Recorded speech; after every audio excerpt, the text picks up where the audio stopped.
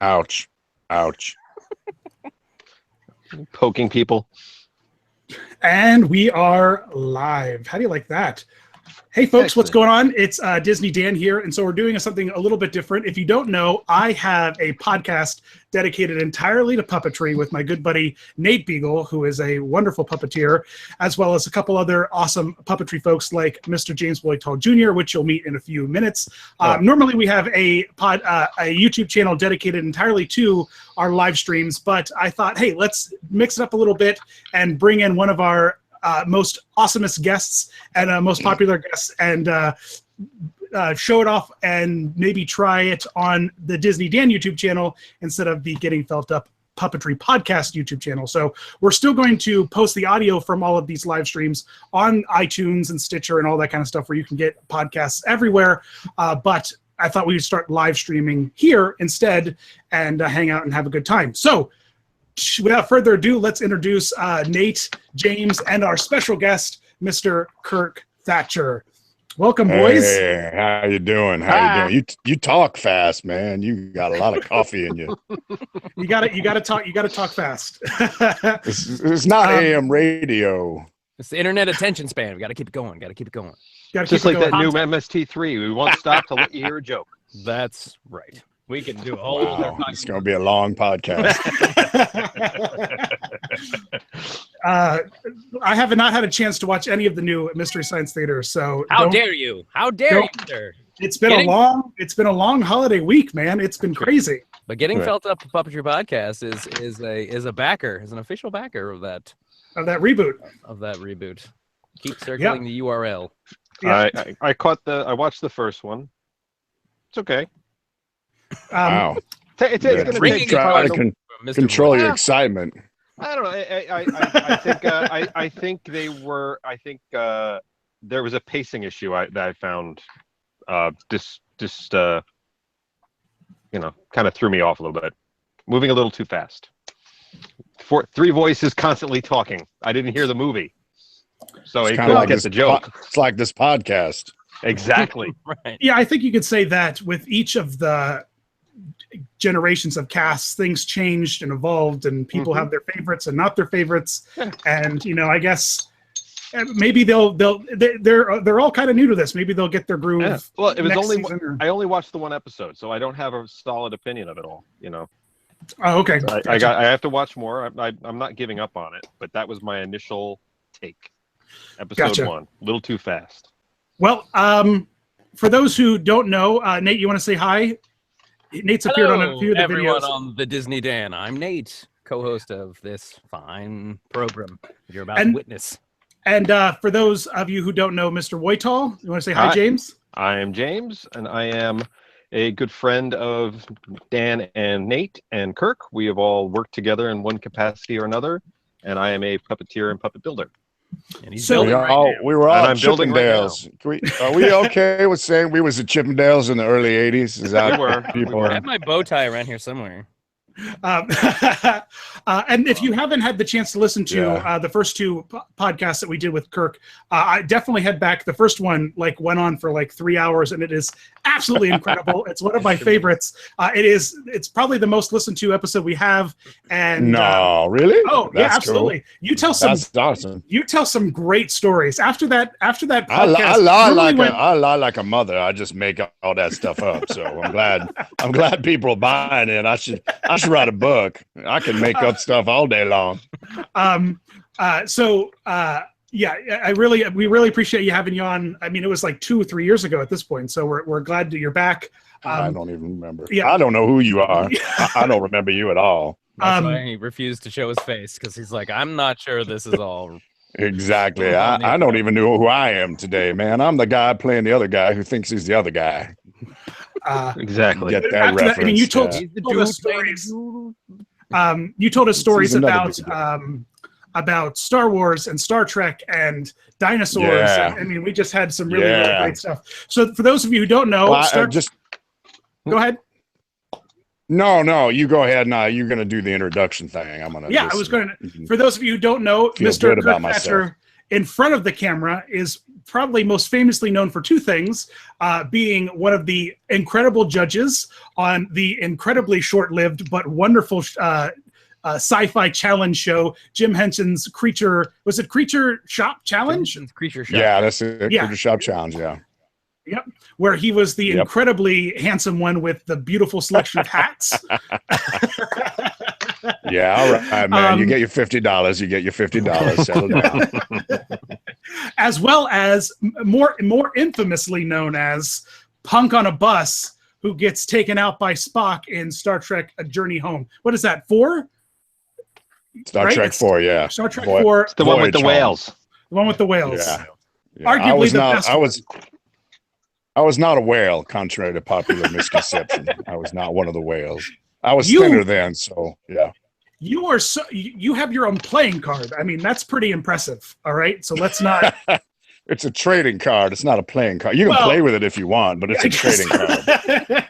You have your own trading card, and I don't think anyone on this podcast can say that. So you are the man.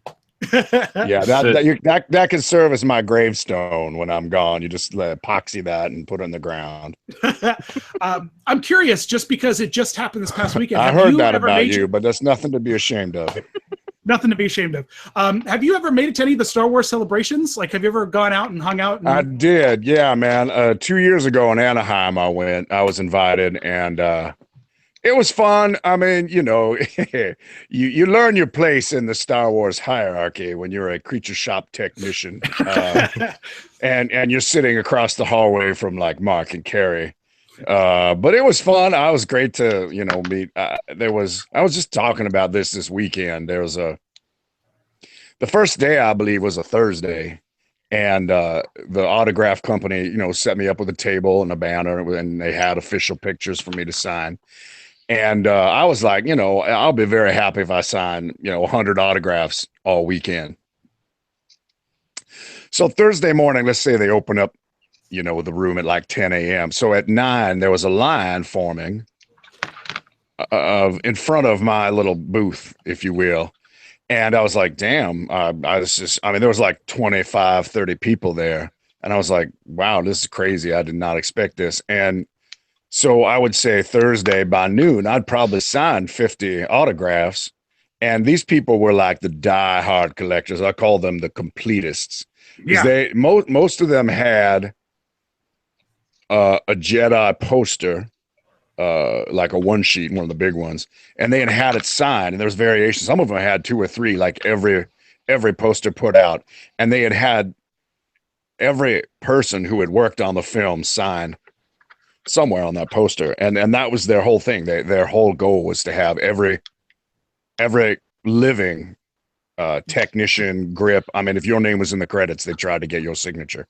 That's and awesome. So by Thursday afternoon, I'm like, damn, I'm gonna make $20,000. And then I realized that normal people who showed up on like Saturday and Sunday didn't give a flying what. So I was kind of lonely, but I still had fun. It was nice. I met some good friends who are now friends of mine, and it was great just to walk around. The thing is, they don't tell you, or they tell you in the fine print, is you got to sit there for 8 hours a day. Yeah, it's. I mean, you can take a bathroom break, but you are contracted to be there all 4 days for 8 hours, and I think you're allowed like an hour for lunch. So it's a commitment. I did a couple of those with Noel for whatever reason. Noel goes because he's got a reason to. Yeah. And then he drags me along to help with these the demos that he does. And I sat at his booth with him one day, and talk about a grueling day of nothing. Like, what do you do? You don't want my signature, don't worry. You don't know who I am. Way to sell it, There's man. no reason to get it. Way to sell it, man. We were at one. What's funny is that there's a friend of mine, Mark Dodson, who I did voices on Gremlins with, and he did Salacious Crumb. Mm-hmm. He did the laughter. He did not puppeteer it or build it. He just did the. Yep. So Mark goes to these every year, and he signs hundreds of autographs from doing one laugh. That's hysterical. That's incredible. Or one, it didn't even have dialogue. Yeah. So there are people who make a good side living at it. Well, even our colleague there, Mike Quinn, does that because he was Nyun Yub whatever. He goes out. He was. Yep. Yeah, he was at a bunch of those over the weekend, right? Yeah, he was. He was down here in Orlando. It's the big 40th Star Wars. One of our past guests is actually now like the voice actress for old Princess Leia, old Carrie Fisher, Julie Doland, and the minute she got cast as it, she had to like start a website dedicated just to autograph requests because just the deluge of people wanting them just keep pouring in. So I mean, it's a different kind of fan base, that Star Wars fan base, and it's. But I'm glad that they invited you out there because I was curious when it was going on this past weekend. I was like, I wonder if Kirk has been to one of these and gets all the love. Did you have like Did you have like headshots or anything? Or yeah, I had a picture of me with the Akbars or the Mon Calamari. Yeah, that I actually gave. I gave them. Lucasfilm gave it to me years ago, and it was me sitting in the spray booth with about 6 Mon Calamari heads that I'd painted. Mm-hmm. And then I think there's one. I know there is one that I have. I don't know if we did it there. It was me holding up Salacious because I puppeteered him on the creating the creatures of Jedi. Yes, the making special of with Billy. Yeah, the making of with Billy D. Williams. Oh, that's awesome. I did. Yeah, I puppeteered him and did the voice there. It was spot on when you did it a few minutes ago. So there you go. Well, yeah, I give Mark Johnson. He's a friend, and I must give him credit where credit is due. He invented that voice, but it was not a difficult voice to mimic, and then I believe there's another photo of me puppeteering Nien Nunb when we were doing some blue screen tests. We were just testing the puppet out. What's funny is I like to tease my friend Mike Quinn, who did Nien Nunb in the movie, puppeteered him, I should say. And a lot of people didn't even know he was a puppet. I mean, there's a few walking shots. I had absolutely no idea that he was a puppet until I'm always surprised. People's special effects, like Force Awakens behind the scenes, when I was like, wait, what? yeah. And so there's a picture of me at 20 years old with my stupid hat on, puppeteering him, and so people saw that and were like, wait, I thought Mike Quinn did it. So I teased Mike and say, Mike, we got to let people know, man, I did it, and you just taking all the credit for it. But it's just to keep some sort of kind of intrigue going, because this real story is boring. I did the test, and Mike did the puppet, and that's all there is to it. That's awesome. There you go. Yeah, thank you. It was fun. I'm not proud of it, but I had to admit I had no idea. I completely I feel so dumb that the Mon Calamari were hand puppets. I just feel so dumb not picking up on that, because I guess they're like all the wide shots where they're like running around and everyone's wearing masks. And, I just never put 2 and 2 together. That the close-ups were. Yeah, the close-up too. Really, in Jedi, it was only, I think, Akbar himself was a hand puppet. And then everyone else was just a mask. There you go. That's absolutely well. For those of you who aren't too familiar, what other things did you dabble in the Return of the Jedi? Oh, because that's the film you worked on the most on, right? Yeah, I worked on almost every creature that was in that movie. It's easier to say which ones I did not work on. I did not work on Salacious. I'm serious. It sounds like a joke, but I did not work on Salacious. I might have helped Tony run some skins, but that was all my friend Tony McVeigh, who designed it, built it, everything. I did not work on Jabba. He was done in London. I did not work on Bib Fortuna. He was done in London. And I only worked on the Ewoks in terms of maintaining them and fixing them up while we were shooting in the forests. Were you an Ewok wrangler? I was an Ewok wrangler. That was my credit on, I believe, the first Ewok special. I wrangled Ewoks on location. How did the remaster make you feel when they made them blink? Did you have strong feelings about that? No, I mean, I think it helped. I mean, one of the complaints we had is the creature guys was like, "Are you kidding? You're gonna these are gonna come out like that?" I mean, they look. I have to say, I just did another podcast a couple of weeks ago about creature building, and we were talking about. I mean, Stuart Freeborn was given a job of make 120 little furry Ewok things, and And the funny thing for me, I mean, I was a kid, and I was like, well, George Lucas obviously is a man of taste and distinction. And I learned very quickly that he was a man of knowing where to put his money and where to save his money. And he was definitely on I'm going to save my money on the Ewoks. It was just, he did not mind one bit that they were basically walking teddy bears. In fact, that's what he said he wanted them to be, is to Got a lot of sell mileage out of dolls. it. Yeah, exactly. So the fact that they didn't blink or really do anything except run around and be cute was sort of shocking to me and to the Creature Shop fellows in Marin County, Phil Tippett and his crew that I was a part of. And so we tried to say, hey, could we do a better version, like make some close-up heads, like 5 or 8 close-up heads with mechanical eyes and lips, and he was like, no. It was just funny. It was like, yep, nope, don't need that. I'm not gonna spend that money.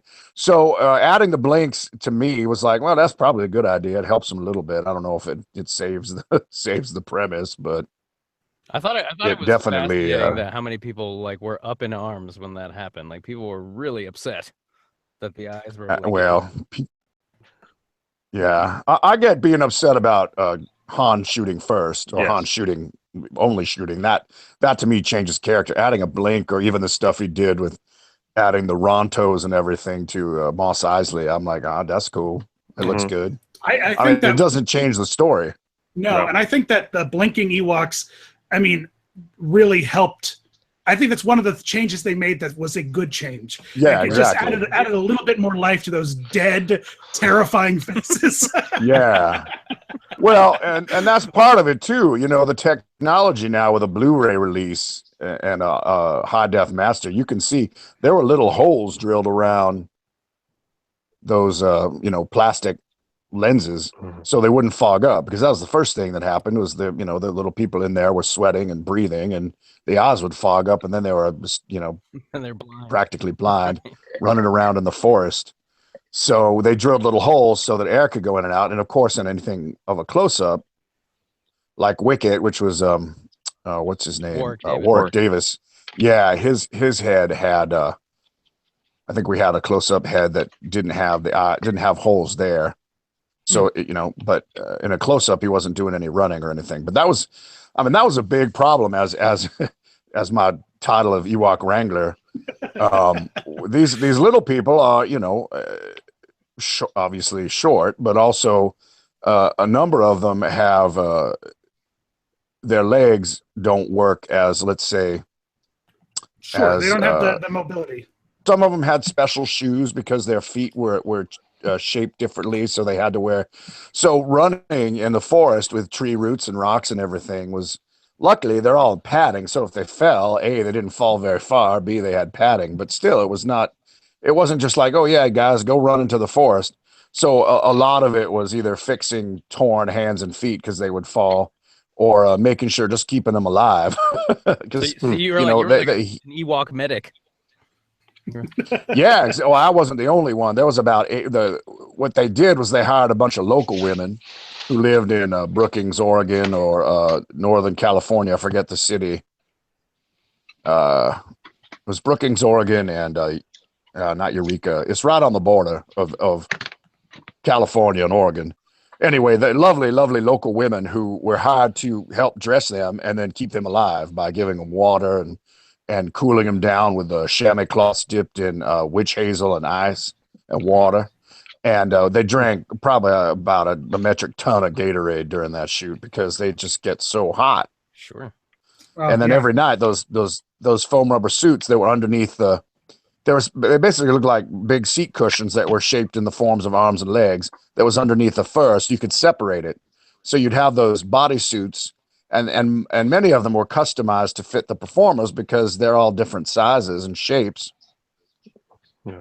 I learned more about dwarfism than any normal average person would know, because I worked with probably 60 to 80 little people, and I learned there's about 112 or so different reasons you can be a dwarf, or it can cause dwarfism. The one everyone knows about is the term, which is now not I guess it's not considered politically correct, but they used to say a midget, which is basically a pituitary dwarf, which they just don't get human growth hormone. And you don't see many of that anymore because now they can diagnose it early and just give synthetic growth hormone, and then Oh, wow. they don't. Yeah, but they're basically just People came here to learn about Star Wars, and they're getting a beautiful medical history lesson on dwarfism. Exactly. Well, and so what you learn is there's all these different reasons, and therefore all these different ways their bodies are shaped or changed, whether it's their feet or the way their legs bend or their arms bend or their hands. And so all these suits had to be customized to that. Anyway, so it was a lot of work that, doesn't really get, I would say, appreciated, because you just think, oh, you just got a bunch of little people and made little costumes for them. But it was a lot. It was a lot of work. It was fun though. They were awesome. I mean, so much fun. It was like, I think people thought, we should be paying to work on this because they were just super fun to work with and great attitude. And I would say more than half of them had never been in a movie before. So it was like a vacation for them to get paid and play around with Luke and, Leia and Han Solo and Chewbacca. Because by that point, Star Wars was already a global phenomenon. So it was. Oh yeah, it was. As I said, I mean, I was 19 years old working on the biggest movie of all time at that time. Right. Yeah. I mean, so I was kind of like, and they were the same thing. It was like they got cast because of something that had probably been at least a bit of a stumbling block to them. Now suddenly that was an advantage, and they got this great part to go play in the, play on a Star Wars set for a couple months, 2 or 3 months. So. Yeah, I'm still good friends with about 3 or 4 of them because they live in Los Angeles and we just all got along. But I saw them at the last celebration, and That's awesome. they come to my birthday parties. Like you're saying about how how hot and crazy it is. I didn't really come to fully appreciate that aspect of costumed characters, like in films, and even just in general, just like characters in films that have to wear elaborate, crazy costumes, be it like the crew of the Nostromos from Alien and those big spacesuits that they wore, to Ewoks wearing these furry little outfits in the middle of a forest. I didn't really appreciate that until I really started getting into like Adam Savage and his like Tested channel, where he builds all these costumes and then goes around Comic-Con wearing them. And you see he's just out on the floor for half an hour in these more or less basic, like screen accurate costumes, and he takes off the out and he's absolutely drenched and about to pass out just from 20-30 minutes of walking around. So I can't even imagine having to be an actor wearing a suit like an Ewok suit all day long, running around in the forest. It just must be grueling. It must have been grueling. Yeah, I mean, and they're you can get heat exhaustion and all that, but they were troopers, and considering all the things that we had to deal with, and they particularly had to deal with, I thought they did an amazing job, and no one kind of lost it. Although I think there were days when they called rap that those heads came off faster than we could even take them off, because they were very, very ready to get out of it. And so you also, I didn't mean to interrupt you when we went on a tangent about Ewoks, but you worked on the Rancor, right? I mean, I did Ewoks and all the stuff on the skiff, all the stuff that we shot in Yuma to be Tatooine on Jabba's barge, the exteriors. The interiors were done in United Kingdom, and I did not get to go because I contracted mononucleosis and exhaustion from getting all the creatures ready to go, and a little bit of urethane poisoning. So I was out for a couple weeks and too sick to go, so I did not get to go to England. But I was gonna ride production from day one, with all the creature stuff. But I only got to do it still ended up being almost 5 months of work between Yuma, Arizona, and but I worked on the Sarlacc Pit. I helped build the Sarlacc on location. I was the Rancor creature for about 2 days when he was going to be a guy in a suit. And that's a whole story. I think we covered that last time. We did. Yeah. So that was Do we know? Are there pictures? Are there pictures of the preconceived Rancor suit? Or were you in the suit? There's pictures of me in the suit, pictures of me wearing the legs. I think on my Facebook page. Some point in the next week, you guys asked me if there's anything I wanted to talk about, but there's a fellow I've contracted to build a website for me. It was supposed to have it done months ago, and there's been complications due to the the erotic photography that I no, I'm kidding. I do not. Wait, hold on a minute. Which is why your camera is not on right Hey, now. hey, Carl, what are you doing? Oh, I gotta go, man. Hold on. Oh, get out! Carl! Oh, Carl. Carl, what the? Hello, guys? Kirk? Oh, it's Kirk. Oh my God! You mean What? we've been duped that whole time? Hold on a second. It was What Carl. the? Carl! You gotta Oh talk my to your God. web guy. Carl had us. My Carl. I was wondering. My God! What the hell? I was locked out of my house, and this guy working on my web thing, Carl, was in here, and he said he was setting on. I couldn't get in. I was calling my cell phone because he had it. I Oh my God! you need I'm a new so web guy. sorry. That's okay. What's been going? We might need a new web guy. I walk in and I hear this guy telling my stories. Were they at least close to accurate? I don't know. I didn't. I just walk in my house and I hear some guy droning on about Ewoks or something, and I'm like, "What the Something hell?" about erotic photography. I What? love how during the past 30 minutes, the Southern gentleman has slowly faded away and then come back in and then slowly. And now, Kirk, you know what? I'm tired of this. I don't know what you're talking about. I don't know. I've not been here. Well, I don't know what Southern gentleman is that. Carl is from the South. He's a big guy from the South. Anyway, Very what were you baritone. talking about? I don't know what you were talking about. We're talking about how handsome you looked in those Rancor photos. Those Oh, thank you. Yeah, Yes. there's a few Rancor photos of me lying around. I have some. I know I put some up on the web. Well, see, he was talking about the web thing he's working on. I'm going to have someday soon, hopefully, a web page that you can see this stuff and buy signed copies of them someday, but not any that's time. cool. Yeah, Listen, yeah. And websites have become my forte, so if you need help, let me know because I can. oh, I might. This is taking. It's all being done like in India. So we chose. I chose. What's the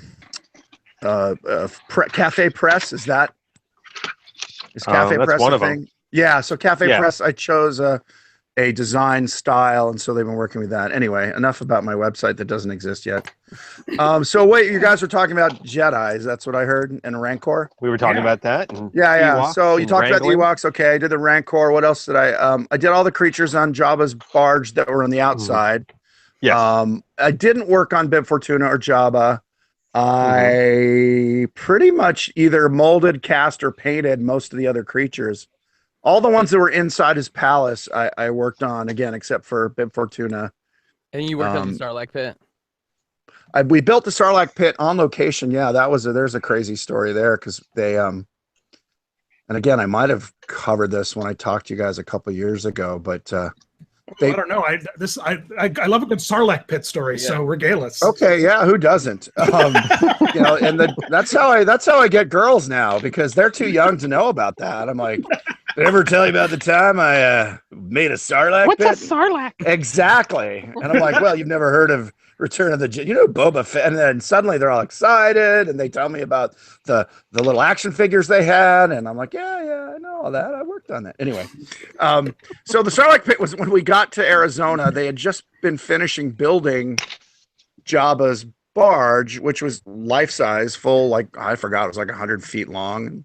But they built it on this platform, which was probably 120 feet by 120 feet, about 60 to 80 feet in the air, so that the Sarlacc Pit looked like it went down a good 40, 50 feet.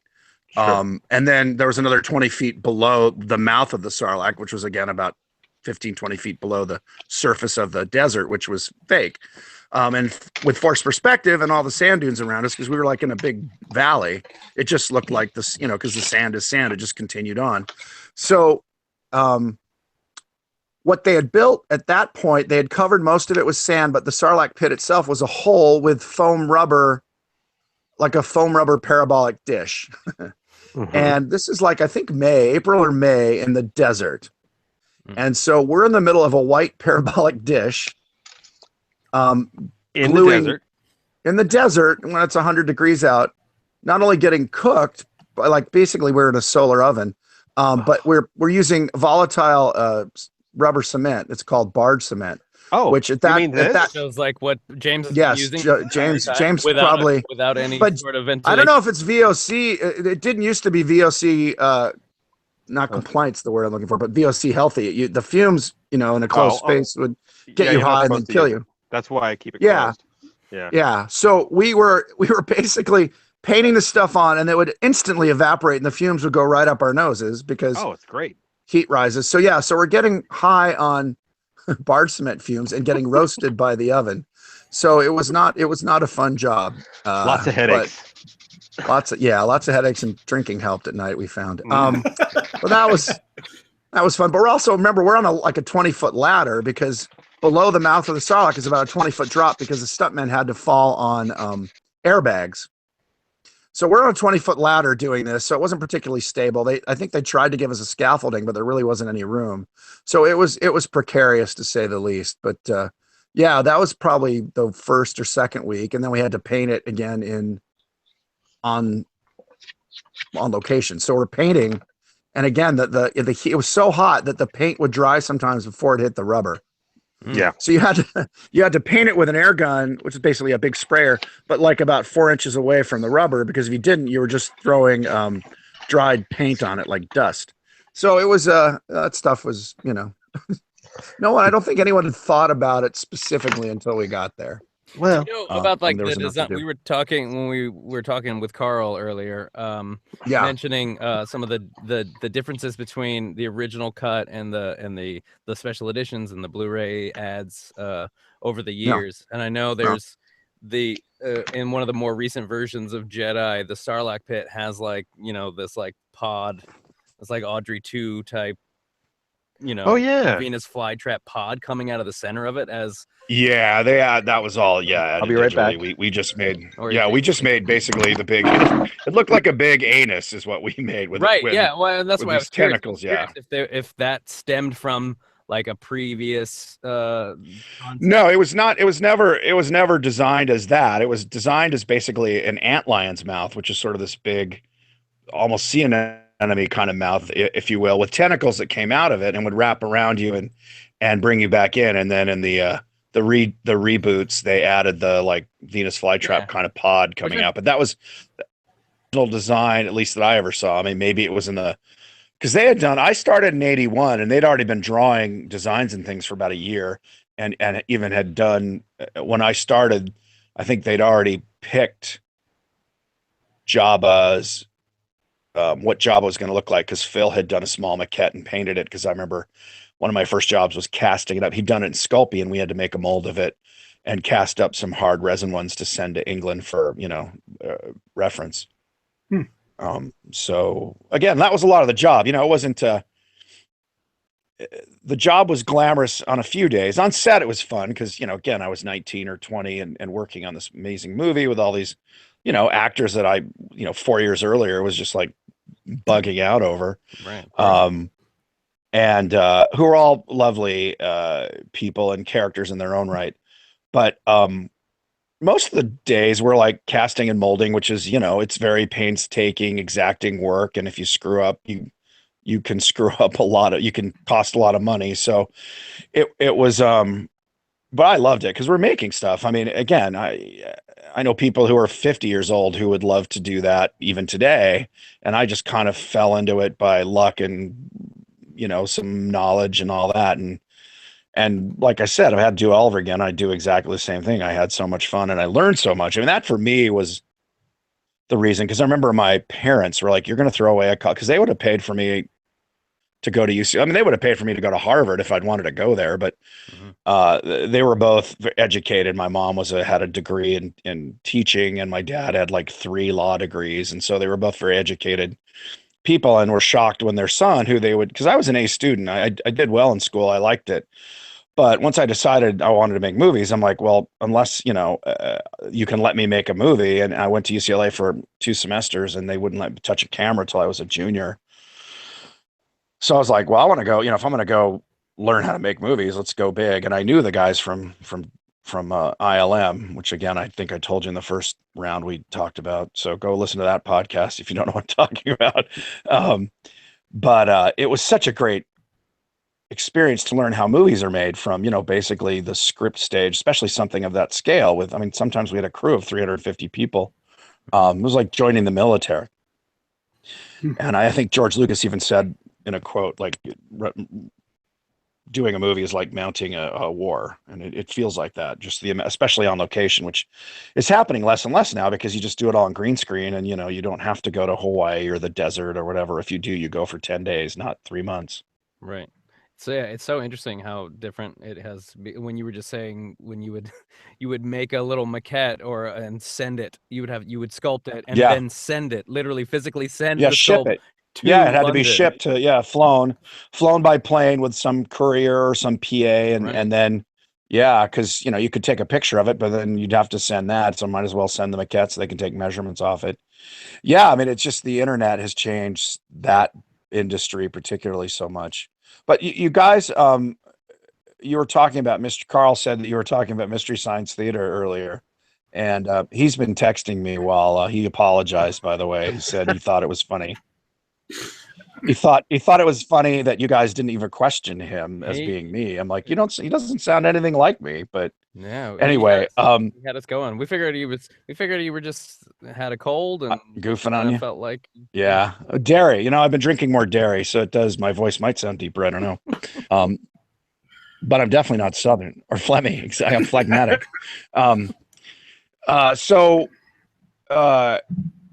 You're talking about Mystery Science Theater, and there was a fun trivia thing that I don't think I've ever mentioned to you guys. In fact, I don't know if I've ever mentioned it on a podcast, but I met Joel Hodgson when he was doing a pilot he tried called TV Wheel with who's now very successful Paul Feig, who I know casually. I wouldn't say we're friends, but we're acquaintances through Joel.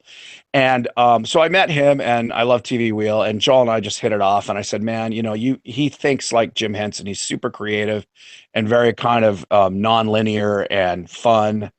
And, he enjoys silliness. And so he and I hit it off, and I got him, or I helped to introduce him to the Henson Company, who signed him on for a year or so as a consultant to come up with shows. So he and I came up with a show, which we called I Married Chester.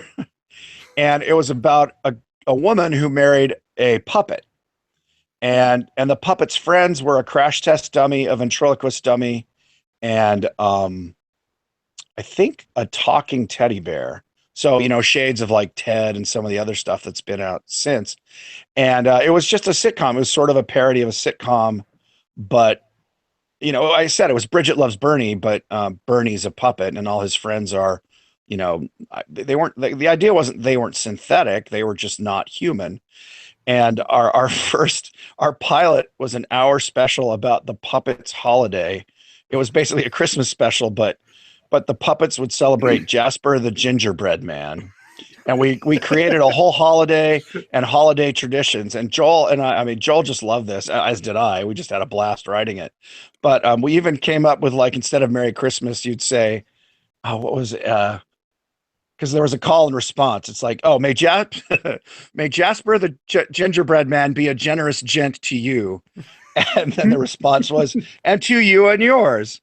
And so it was this insane holiday special that we wanted to air around Christmas, but it wasn't about, and that was the whole thing. The wife wanted to celebrate Christmas, and Chester, the puppet, wanted to celebrate Jasper, the gingerbread. And I forgot what we called that holiday, but anyway, that's awesome. So was this was post Mystery Science Theater being? Yes, this was probably 1994, 95.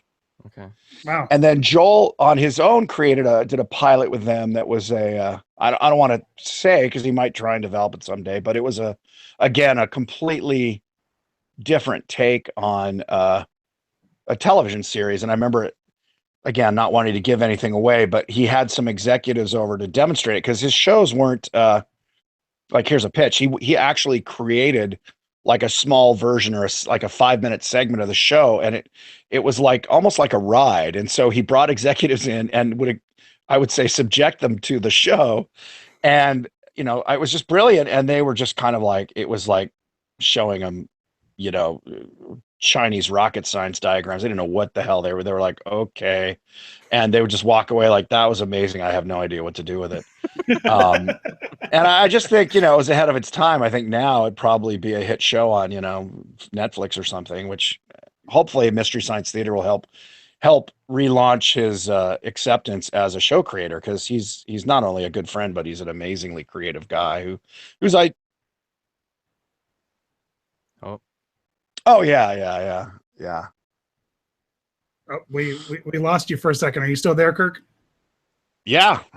Okay. You're not. Okay. Can you hear me? Yep, we can hear you great now. Okay, we just lost you for like a split second, but that's awesome. I didn't know that you guys worked together. That's like a we worked together for. Does the pilot still exist somewhere out there in the ether? It's a script. Yeah, we did designs and we wrote a script, and Joel, because he's very visual, again, which I'm just so not used to it, because I'm visual too, but I'm so beaten down to like it has to be on the just make it a script. We actually built a foam core model of the house, and then the lab where the show that he worked on, and then his best buddy was a crash test dummy, so he'd go visit him at work, and yeah, awesome. it was so I think Joel has all the visual stuff. I might have JPEGs of it, but I know I've got the script somewhere. That's really cool. So if any executives are interested in picking it up, let me know. That would have been awesome. What was the title of it again? I Married Chester. I Married Chester. Wait, was a working title. It was just sort of like just to sound like a generic 50s sitcom, but the big buy was that there's this whole world of, sort of like the Muppets were playing with in the last series, like Fozzie was dating a girl, and I think that's all. It was Ricky Lindholm, and he had a couple bits with her, but this was that whole concept of, again, growing up, there's a show called Bridget Loves Bernie, which now sounds completely dull, but in 1970, a Jewish boy marrying a Catholic girl. Holy cow, what could happen? Yeah. Yeah, that's awesome. That's what a great little tidbit in the history of puppetry. Puppets who kill. Yeah, I know. Oh, yep. I think Kirk can hear James, but we can't hear James. I can't hear James. Uh-oh. I'm sorry. DVD collection of that Tim thought that show was hysterical. A buddy. Okay, so here's another, the webs of puppetry. Dan Redican, who was on that show, I think is one of the cast regulars. He was on. Was he the human? Yeah, he was the human. He's kind of a big guy. Yeah, kind of gruff. He was one of the two human regular cast members on the Jim Henson Hour. On the Muppet he was. Part. Yeah, he did Bean's Jazzercise video. Yep. Yeah, he was when we needed an actor, we used Dan most of the time, and he and I are friends. He's a hilarious guy. But I think out of that they sold it to CBC, and I knew some of the guys working on it because they were most of them had worked on the either Fraggle Rock or Muppets. What do we call it? The Jim Henson Hour, because we shot that in Toronto. Yep. So yeah, we brought that up. It was no one in the U.S. I think had ever seen it, so it didn't really hurt or help. But that was more of a mental institution kind of thing where we were trying to just make it like every sitcom's like, boy, men and women sure are different, and so it's just like it's just that idiotic thing that you can just milk for years because it's true. So it's just playing on that people from different cultures, which is kind of funny to think about it in the US. I was just talking about a friend of mine lived in Japan for 3 years, and she's come back, and I was saying what's interesting about US sitcoms in general is that we don't have a homogenous or heterogeneous culture. Everyone's from everywhere. And so not only are men or women different, but you've got shows like Blackish and, Fresh Off the Boat, and where we're more PC in some ways that we can have that show, but we're less PC about saying, boy, if you're a Korean family off the boat, America sure is a crazy place. And we have weird customs and they have weird customs. And I think it's done typically now by people of that either culture, religion, or race, as opposed to, back 20 years ago, it was like, two guys from Brooklyn writing a show about being Chinese in America, which was probably less palatable. You mean they don't know? Yeah, You mean exactly. It didn't come from an honest place? No. Yeah, well, I've got stories that are probably not appropriate, but people in the writers' rooms making jokes about who's created the show that supposed to cover the life of a rapper. Anyway, but I think that's what's interesting, even doing puppet stuff here, is I think why the Muppets might resonate. Like the Muppets don't resonate in Japan. Sesame Street does. And I learned this by working with the Muppets. They went over there, gosh, in the 90s when they had a fusion of money from, I think, Disney or whatever deals they'd made. And they went to Japan to say, hey, you know, you guys love American culture and all that. And they didn't like the Muppets at all. And partly it was because a bunch of weirdos who weren't good at kind of falling in line and doing the right thing. And they were sort of all anarchists that, you know, were loosely held together by Kermit's patience. And also, Miss Piggy was completely intolerable to them. A strong woman who would karate chop you if she didn't get her way. They just found that really offensive. I mean, again, this is not my take. This is what I was told by the Henson people who had gone over there and said, you know, hey, how about the Muppets? And they're like, no, thanks. Wow. So it's interesting. Yeah, I think the Muppets in a small way reflect kind of the American experience. It's like we're all a bunch of weirdos from different places trying to get along and move in hopefully move in one direction these days. Well, these days we're two groups of weirdos trying to move in two different directions, but well, we might just be moving in a final destination. Yeah, I don't know. I think that's a lot. It's so weird because I grew up in the Cold War, you know, and I remember we lived near Van Nuys Airport, and I would hear the planes flying over, and I read like Hiroshima when I was, you know, like 10 or 12, and I suddenly couldn't sleep at night. And my mom was like, why are you not sleeping? And I was like, every time I hear a plane fly over, I think they're going to drop an H-bomb. And so I'm like, God, great. Are we going to recreate that again? We've got a whole, you know, new generation going to grow up terrified that North Korea is going to wipe out the West Coast. Growing up where I am in on the East Coast, I have vivid memories of driving by churches and schools and stuff, and even being inside them and seeing the fallout shelter, you know, which you don't see anymore. They've taken most of those signs down because they don't really exist anymore. But it's lately I've been thinking about that. Everything old is new again. Yeah. Literally just today on Facebook, there's a thing going around that people are sharing about where to go if there is a nuclear blast. And they're saying if there's no fallout shelters, use in LA, it'd be underground parking garages because they're underground and cement. I don't know what you do for food after a couple days, but I'm 12 miles from Manhattan. Drive towards it. Yeah, well, that's what I always said when I was a kid. Is like, I'm going to run towards the Flash. I don't want to live in that. You know, I mean, if you're 30 miles away, then drive away. If you're within 10 miles, drive towards it and go. You know, take off your shirt and go soak it in, boys. Exactly. You know, feel that breeze. Grab the cutest person you see and just make out with them till your skin flies off. I guess I don't know. I don't have children, so I don't have to protect anybody.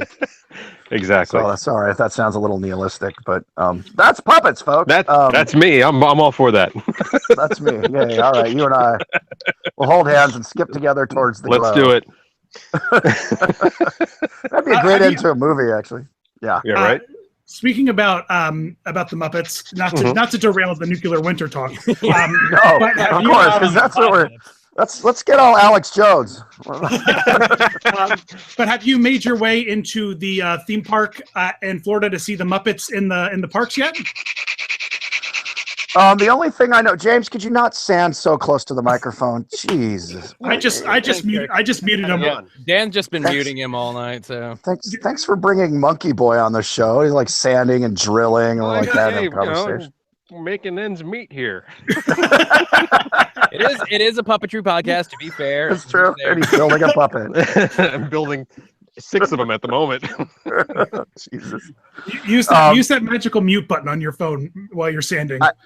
I have not seen. Are you talking about the stuff at Independence Hall around the Hall of Presidents? Yeah. No, I just saw a video clip of it again today. I was on the web, and a friend of mine was there after Celebration, and he was posting stuff that he had been doing at Walt Disney World, and he linked to, or put my name in the thing. Hey, Kirk, have you seen this? And so I just started watching it about an hour before I came home and found Carl in my office talking to you guys.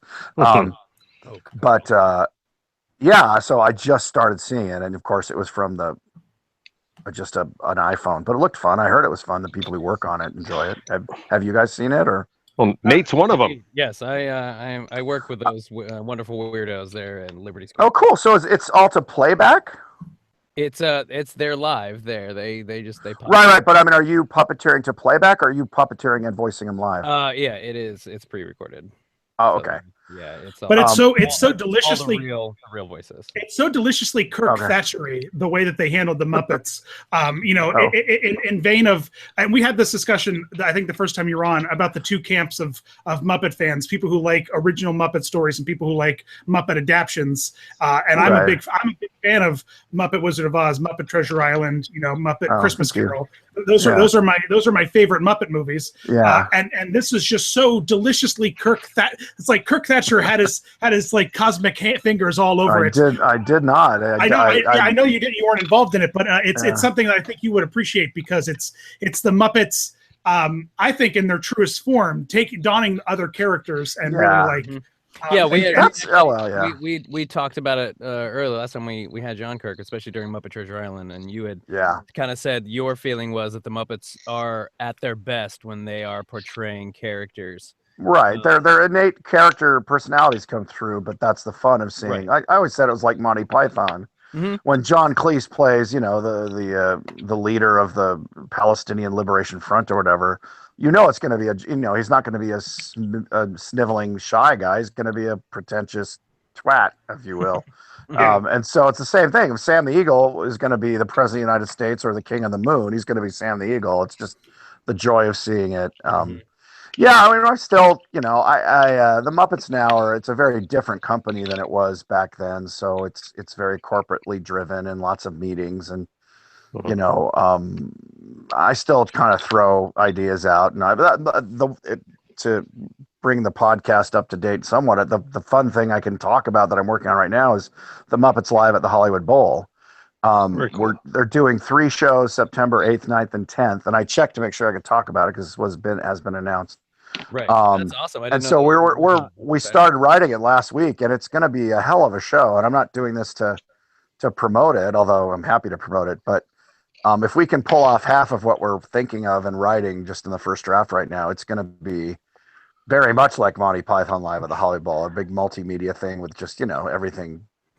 I look forward to hearing tales of that because I will never get tickets to it. I'm sure once they go to sale, they'll be gone.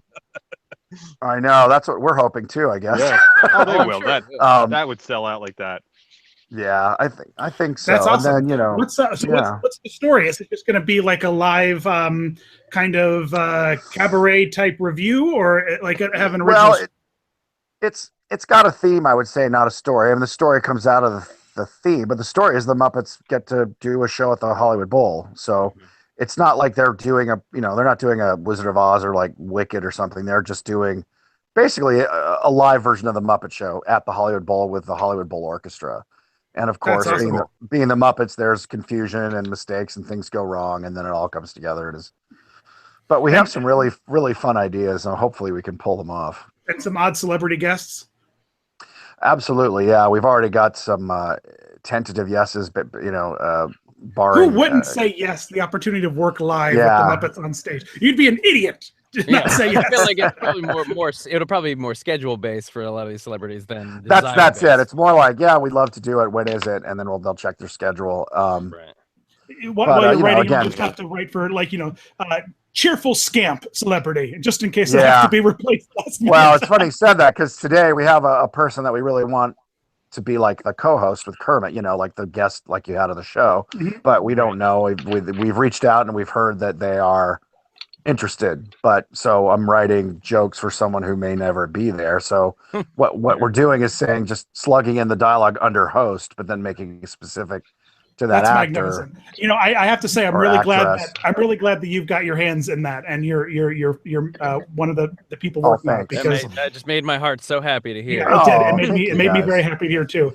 I really enjoy. I love everything that you have your hands on Muppet wise. So I'm very happy to hear that. Thank you. That's very kind and makes me happy to hear. It's Jim Lewis and I actually, or Jim. Oh wow! He and I are working on it with the production company Soapbox, who's done every Muppet thing that wasn't in the movies in the last, I would say, 10 years. So it's people who know For the these Muppets guys who pretty well. don't know, Jim Lewis was one of the head writers for the Henson Company, at least when I was He there. still is. He still He's is? been the longest, like we jokingly call him the longest living Muppet writer. Yeah. He's been there since the 80s writing. Yeah. He started a Muppet magazine, and then he's been writing for and with the Muppets, yes, for probably going on 30 years now. Yeah, I didn't realize he 30 was years. still working with the company. Yeah. So that's Yeah, great. he's the only creative, quote unquote, who's continuously hired by Disney to maintain any semblance of Muppet continuity with saying, well, I mean, and the Debbie McClellan, who's sort of the head of it, but she's not I hate to not say she's not creative, but she doesn't write or direct or anything. She's a producer essentially. So yeah, Jim is the last standing creative person. Again, all the puppeteers are there, but they're not full-time employees. Where Jim has a full-time consulting deal, I believe now. So wonderful. So That's it's amazing. Great. So yeah, I think fans will be happy, and I think people will feel like it's I mean, that's saying. I said it's the Muppet Show, kind of live on acid with all the craziness. There's some fun technology stuff we're playing with, and I was just gonna ask. I don't know, without you giving away too many spoilers, because I know that like when it was a few months ago at a festival in San Francisco where the Electric Mayhem played live and had Outside Lands. Yes. And I think that's what spurred it on. Obviously, there's going to be a lot of music and Mayhem.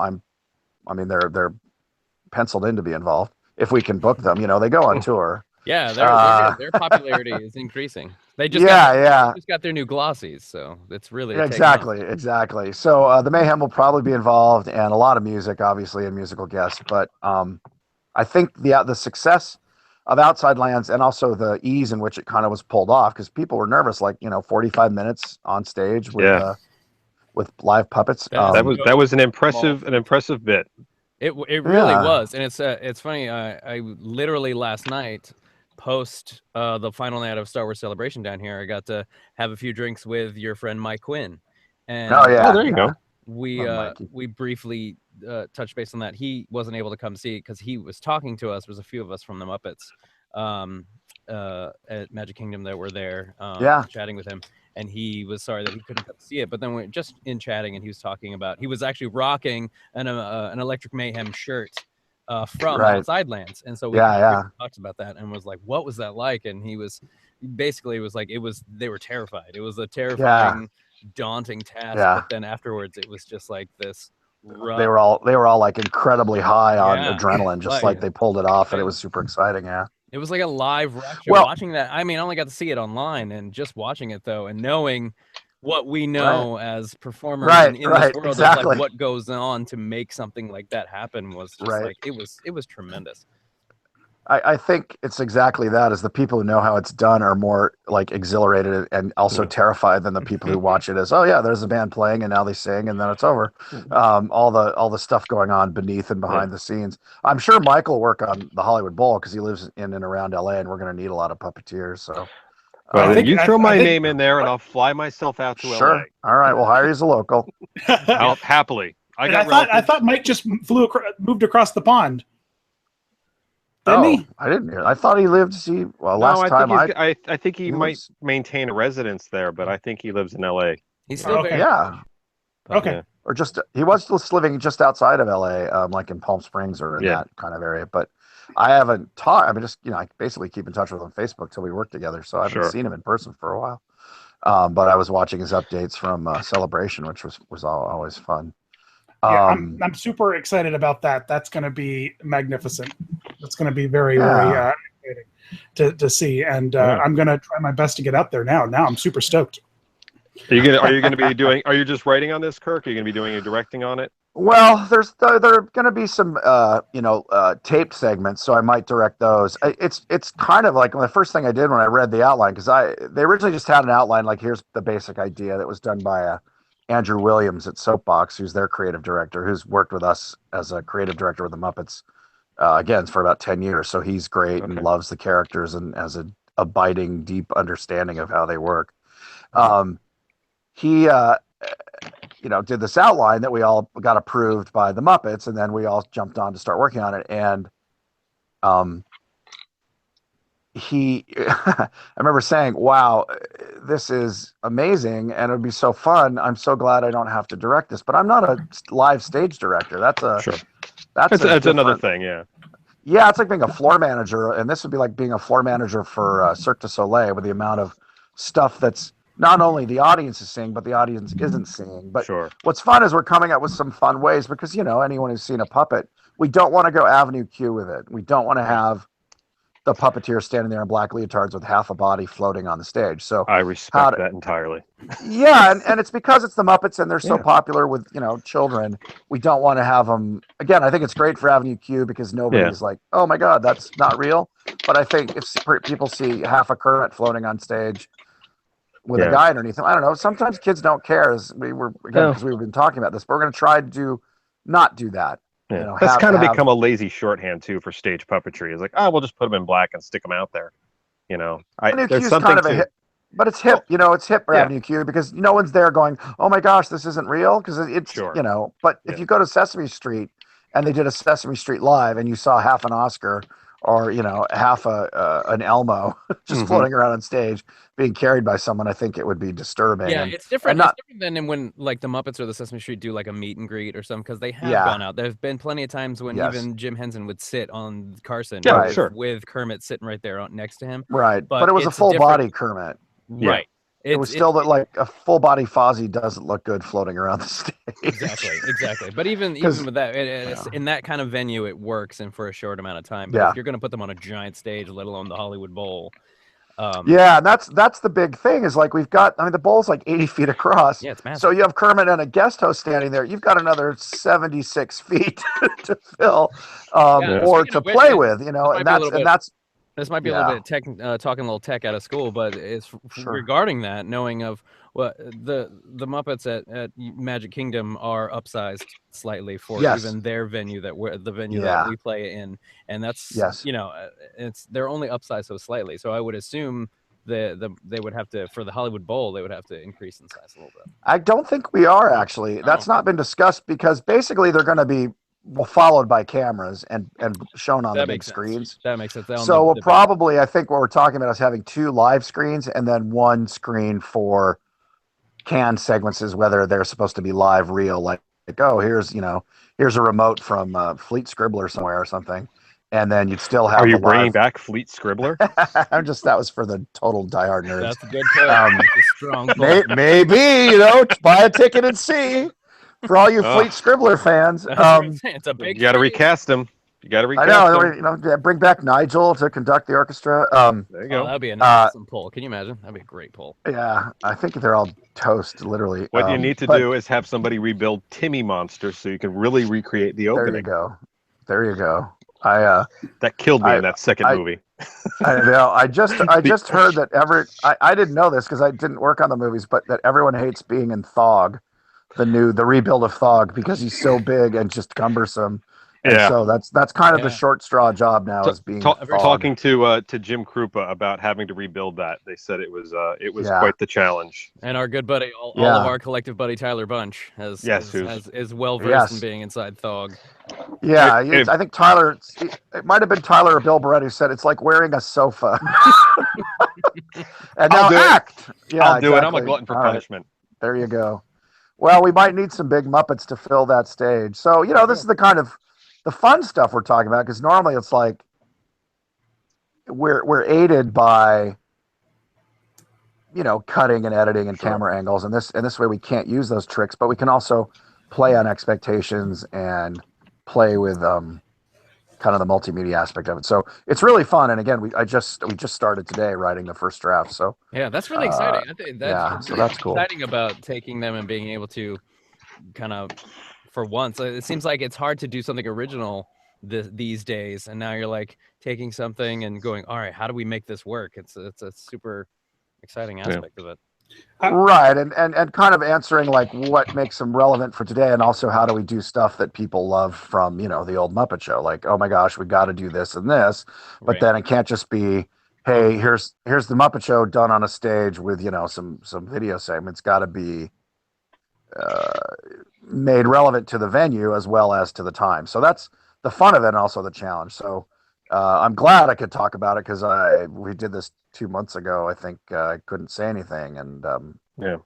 so that's the most. I remember we got to see. I know Nate. I don't know if James had the opportunity to see it, but our good buddy, our mutual friend John Dartaglia, Yes. put on the Muppets, put on Jim Henson.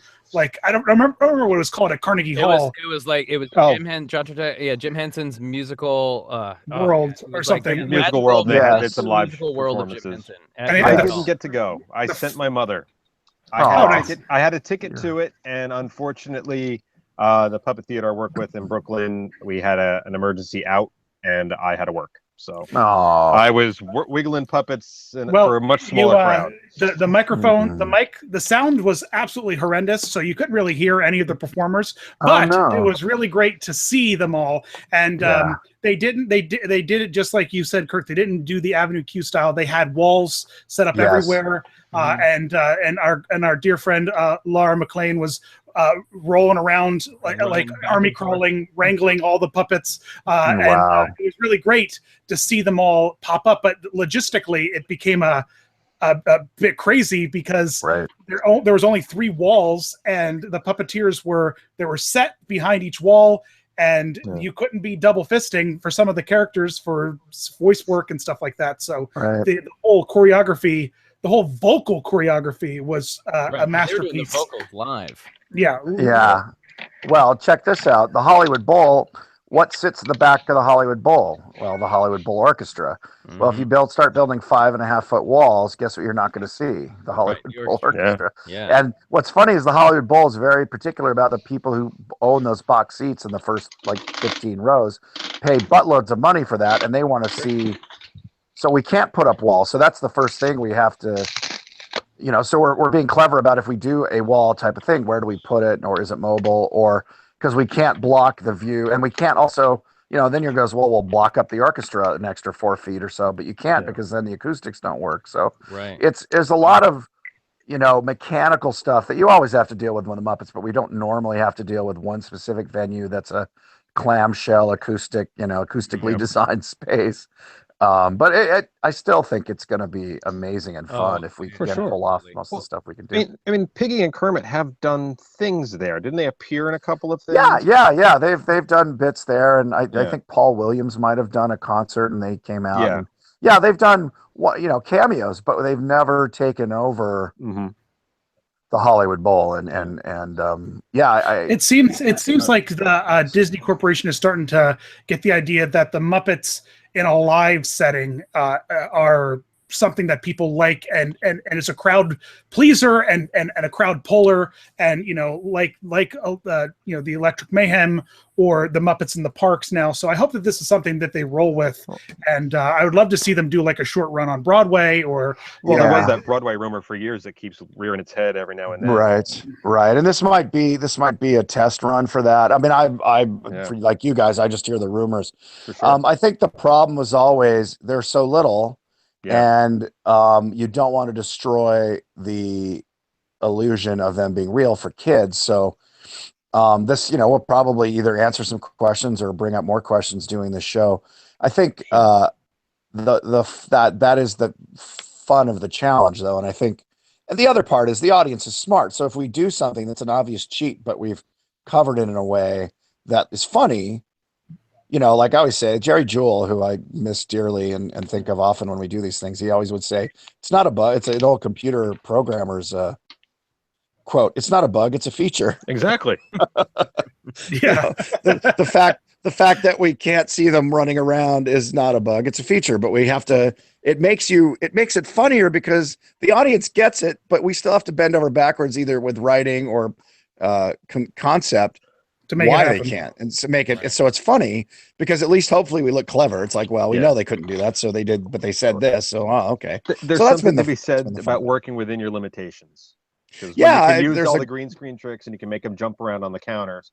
Absolutely. Who and then, anymore? Well, it's like I was just talking. It's funny. I got together with some of the guys there was just Monster Palooza last weekend. Which is the big Monster Makers convention. Really great photos. You have some great photos. Yeah. I love that show, and so many good dear friends I've known since I started there. but a few of us had gotten together this weekend just to have dinner and hang out and talk about whatever. And we were saying two things. One was artists are always best when they're given limitations, like either a budget or a set or whatever, because it actually forces more creativity as opposed to you can do anything you want. You kind of it's the blank canvas. You can do anything you want. Okay, I could paint for years. I still don't, but it's got to be done in 2 weeks or 10 days. And it has to, suddenly. So the same thing with any creative endeavor, whether it's a movie or a puppet show. And the other point that was discussed was how pretty I am. No, I know that's what you guys talk about a lot when I'm not on the show. I heard somebody see our private messages and all of our drawings. You're why cavemen drew on walls. It's true. It's that my Neanderthal profile that launched a thousand rocks. Or at least people spitting up on their hands on the wall. Wait, I had a point. Now I've forgotten it. Damn it. We're talking monsters. Limitations. Oh, two things. First thing, it's good to have limitations. Yes. The second thing was you could paint on a wall of canvas for 10 years. No, stop. Just stop. Oh, just okay. Everyone stop thinking. This is gonna be so impressive. This is going to be. Oh, I know what it was. We were talking about how like movies like Pacific Rim, which I mean, looked amazing, but they had some story issues. But and particularly the last Superman, not the Superman versus Batman, but the last Man of Steel. Yeah. After you've seen a city destroyed, for 5 minutes or 15 minutes or 20 minutes, it just loses all the CG stuff, loses its impact. Yep. And we were talking about Buster Keaton movies. You go back and watch the actual physical stunts where there's no blue screen, there's a wire, or maybe they rewound the camera, but basically he's there doing that stuff. It has so much more emotional impact. Yeah. And I think that's the thing. I was getting back to the Muppets being live, even if it's live on Jimmy Kimmel or it's live on a talk show or on stage, live to tape, Saturday Night Live. That's where they shine because we can't do all the tricks that CG and animation and computer animation can do. Yep. We being puppets and the puppet world shine in that moment, in the actual specific moment. And Joel Hodgson, to come back to that, was very, very cognizant of that and very, very specific about the shows he was doing. They had to be real. They had to be live, or else the audience. And when I started working with them, I fought that. I'm like, I don't think audiences care. And to some degree, I don't think they care consciously, but they understand it on a gut level. And I think if you said, which is better, a live Muppet on a talk show or the Muppet Show, I think they'd say, well, I don't know. I mean, whichever's funnier. But even the Muppet Show was live in a sense. It's like they were really there doing it. It wasn't them on a green screen, doing anything and everything because it was all fake.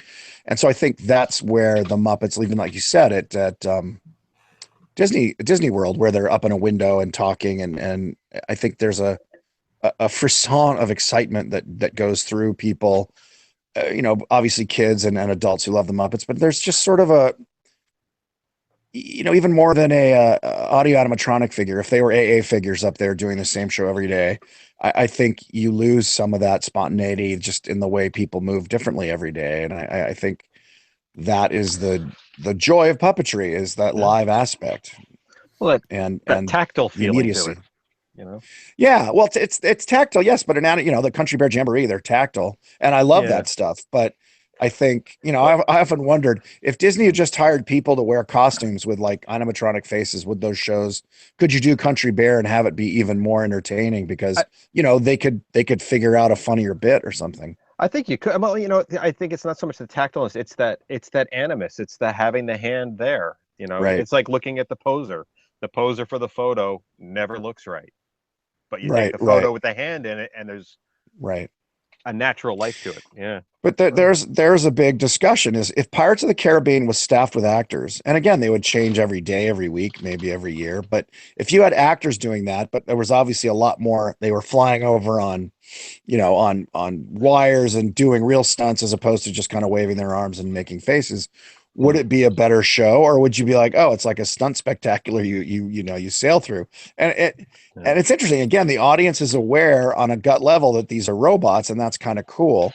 but is it a more exciting ride if it isn't canned and it isn't the robot doing the same thing? You know, they added Johnny Depp, and that's what made me posit that question to a group of friends, summer Imagineers, is like, what if you actually had a Johnny Depp, because they have Johnny Depp impersonators around the park now. Sure. What if you had him in the ride? Just, you know, he'd go in 3 different areas and say different stuff, and like it would fry people's minds because they're expecting robots. Yeah. But if it was all live actors, and then, you know, the robots were being hung or something, doing things you wouldn't want an actor to do, would it be a better ride? And the answer is I don't know. It'd be different, but it would definitely be different, and it would definitely it would make. I think everybody there, Disney seems to be leaning more towards that, the change up factor, so it's not the same thing over and over and over again. You know, right. The easiest example would be the new Star Wars ride, and they reconverted it, made the brand new 3D, but then it's randomized, like all the different planets, and I love that.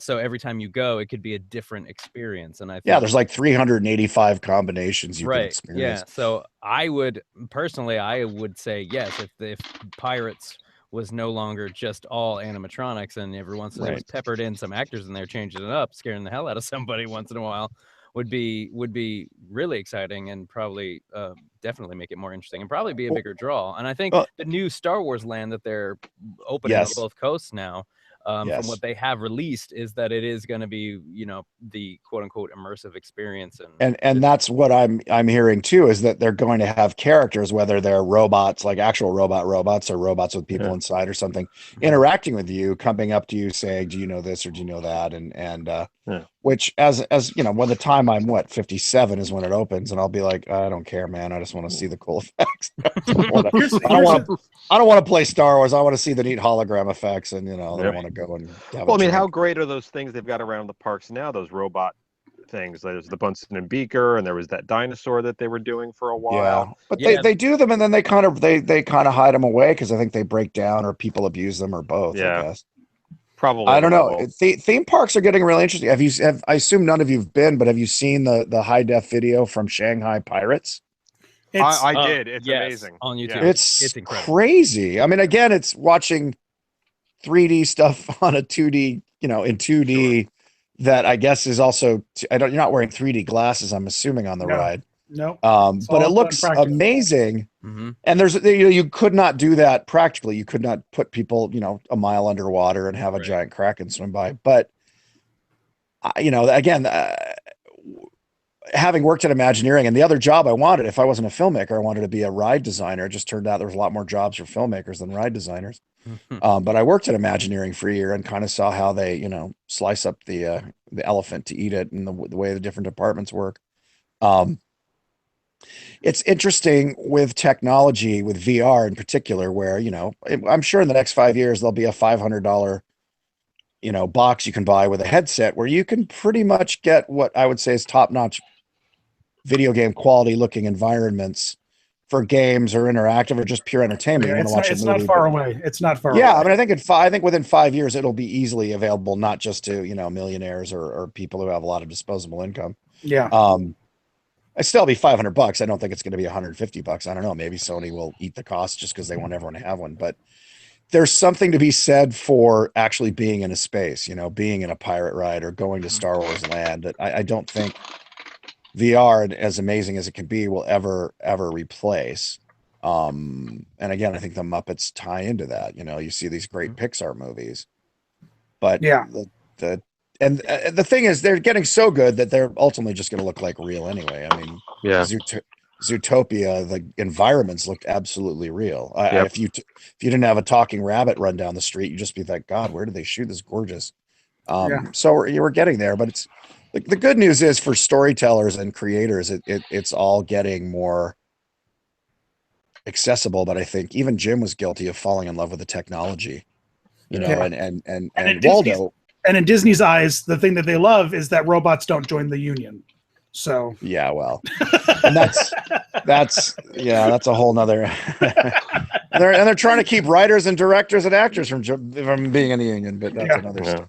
But that's for another podcast. Yeah, but no, not to just Waldo was a great example of him jumping on board in the Right, loving a technology way before it was really well. I was bringing that up because Splash and Bubbles is their new CG 3D, which you could re-render into a Left Eye and show as a 3D show. And that was the other show I was developing with Jim when we were doing Dinosaurs, because the Waldo technology had been proven. They'd done the 3D movie, and I'd come up with an idea for a show that was going to be underwater. It was basically Johnny Quest with dolphins and killer whales and humans working together, sort of like if you took Sequest and Johnny Quest, the Quest family. All the quests. Yeah, all the quests, but it was humans working with dolphins and a killer whale that had been basically RoboCopped, with armor and all this to do exploring under the oceans. And it was going to be in CG and 3D as like a movie, but then the TV series would just be because that was the technology for fish in particular, because they don't have arms and legs. They're just basically a floating head. And it's funny. It just was, again, it was something that would have been very expensive. And I think he was interested in pushing the technology, but then his untimely death. So we went and did Dinosaurs, which was a technology that had been proven and also was fiscally conceivable at that time, where I think something along the lines of Terminator 3 would have been prohibitively expensive. Even there was you push some boundaries there too. I mean, just producing a weekly sitcom with that kind of technology, I mean that having it look good every week. We had a conversation about that with one of the Henson guys, one of the higher ups last week. We had lunch, and I was saying, because there was a rumor. I guess it's funny. The rumor started that they were bringing dinosaurs back, and it turned out someone had done a petition to say bring dinosaurs back. So we were talking about, like, if you're going to do it today, would we do it with rubber, or would we go with basically, the Sid the Science Kid technology rendered a lot better, so it looked, realistic, or this side of realistic, much more rendered out than Sid. Not that Sid's bad, but that's a show for little kids. This would be like an adult sitcom. But would we do that, or would people hate it because it wasn't rubber? And I'm like, well, you can do so much more with in this day and age where like Netflix is like bringing back every classic show that you loved. I know. I mean, one show that would just totally do. I mean, even if it's just like a limited run, the Dinosaurs would just be the perfect show to bring back. And I everyone saw the meme where BP Richfield was basically Donald Trump. I said, if we do it, we have to have BP Richfield, the president of Pangea, and they're in nuclear winter and things are terrible, and he's just making it worse and blaming the mammals. I'm saying he should be blaming the mammals because they're causing all the problems, and we've got to tag them and escort them out of Pangea and just, Listen, really 3.5 more years to make this happen. And we've got to get on it. But then, so the consensus between the two of us, and again, which is a consensus of two, but was that we should do suits and then do the faces digitally. So you could do it faster and you don't have all the render times, but basically do what they did with, so the actors are walking around in suits, but the faces are open. There's just kind of like a mesh there to track the digital face on. So you can shoot it real time and have the performance and all the nuance and the lighting, so you don't have to render it so much, but then add the faces. I'm like, that's a pretty cool idea. Like, you could get total lip sync with that, but not have to spend all the money, and all the time rendering out these high def frames. So do you think that would read well? Yeah, I mean, did you see? It would look like? No, did you see Where the Wild Things Are? Yeah. Oh, okay, yeah. That's exactly how that was done. That was giant real bodies with digital faces, and it was completely seamless. Did they have any kind of head on those suits, or only for PR? They had just kind of a dead face that they tracked to. Yeah. Oh. So that's what I mean. They would have like a dead mask, but big opening for the actors so they could see and breathe, and we don't have all the issues of having to. I mean, it could have basically the upper head and dead eyes and no lower jaw or something, so the actor could just look out the mouth and get fresh air. And it's an interesting concept. I mean, it might be stupid to do that way if you're going to go digital faces. That's the hard part. I don't know. Anyway, it'd be interesting. I don't know. Dinosaurs was, I think, $1.2 million. an episode somewhere around that in 1992, 93. Mm. And I just found out that a Disney kids show on XD that's shot in Vancouver, Canada is about that, an episode. It's called like Mech X4. It's basically Pacific Rim for kids. It's a fun show. I really enjoyed it. It looks amazing. I talked to the guy who I guess created it or co-created it about maybe working on it next season. But anyway, it's a great show. If you have boys who like Pacific Rim or like that kind of stuff, definitely watch it because it looks amazing and they've got incredible action scenes. Right on. Yeah, I'll definitely. That's check awesome. that out. Yeah. I'm definitely. Yeah. I personally am inclined to lean towards what you were saying with that mix of the live bodies and the digital faces. Only because even on a very base level, we've talked about this before, Kirk, on is that marriage of practical effects with the digital effects seem to just work so much better than one or the other alone for an extended period of time. Yeah, I mean, I think it's the best tool for the job. It's like, you don't make the entire car out of steel. The windshields are better out of glass and tires are better out of rubber. Right. And I think it's the same thing with creature effects. I mean, again, being at Monster Palooza last weekend and seeing guys, and everyone sort of hated the computer taking over so much. But if you're doing a 300-foot tall Kraken, there's no way you're going to do that with makeup effects or a suit. Right. So it's great for that. But the way they did the Davy Jones and his crew, which was a hybrid of actors, moving around and getting their face. I mean, even though it's facial capture, it still looked better than if they were just not there. You had, and that's absolutely. Still a hybrid, I believe. I don't think you could have done Davy Jones with a prosthetic. I mean, with all the stuff that his face and his tentacles. Oh, yeah. Just was being at Monster Palooza. Did it make you long for the days of sculpting and building and stuff? Yeah, it's funny. I always go there and I want to just go like carve out a corner of my garage and just make a mask because I miss it. It's fun. Or every year I buy a couple resin sculpts from these or kits from these guys, and I've got like 8 of them sitting in a shelf that I want to glue together and paint, and for no other reason than it's fun. And like 2 years ago, Sideshow Collectibles, which is a plug for them. It's I would say the number one collectible for movie and superhero artifacts. If you like those kind of action figures that are sculpts really with amazing detail, if you just look sideshowcollectibles.com, but they had a thing called R2 Me Too, just like R2D2, but instead of D, those were was awesome. ME.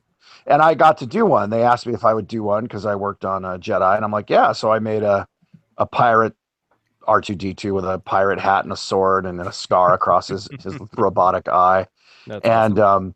They put out a book of all like 60 of them or whatever, and I just got it in the mail today actually. But that was super fun, and talking to them about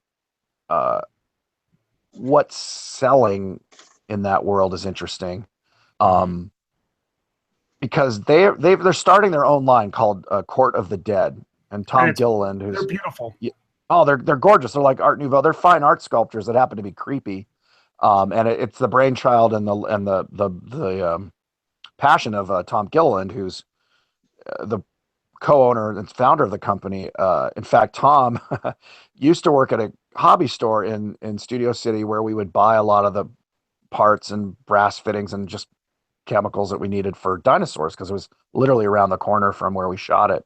And I've known him even before that. I was just going there buying hobby kits when I would make these things. And so it's interesting in the Monster Palooza world how much people want to buy artifacts from movies or things they love, and how reticent they are to buy anything new and original. And that, as an artist, it's always frustrating because, and again, going back to the Muppets and even Star Wars, it's like we want more Luke and Leia and Han and Chewie, and I get that because I love them, but it's when they do something different or try to do something different, very often it never even gets out the front door because it's quashed by marketing groups and executives.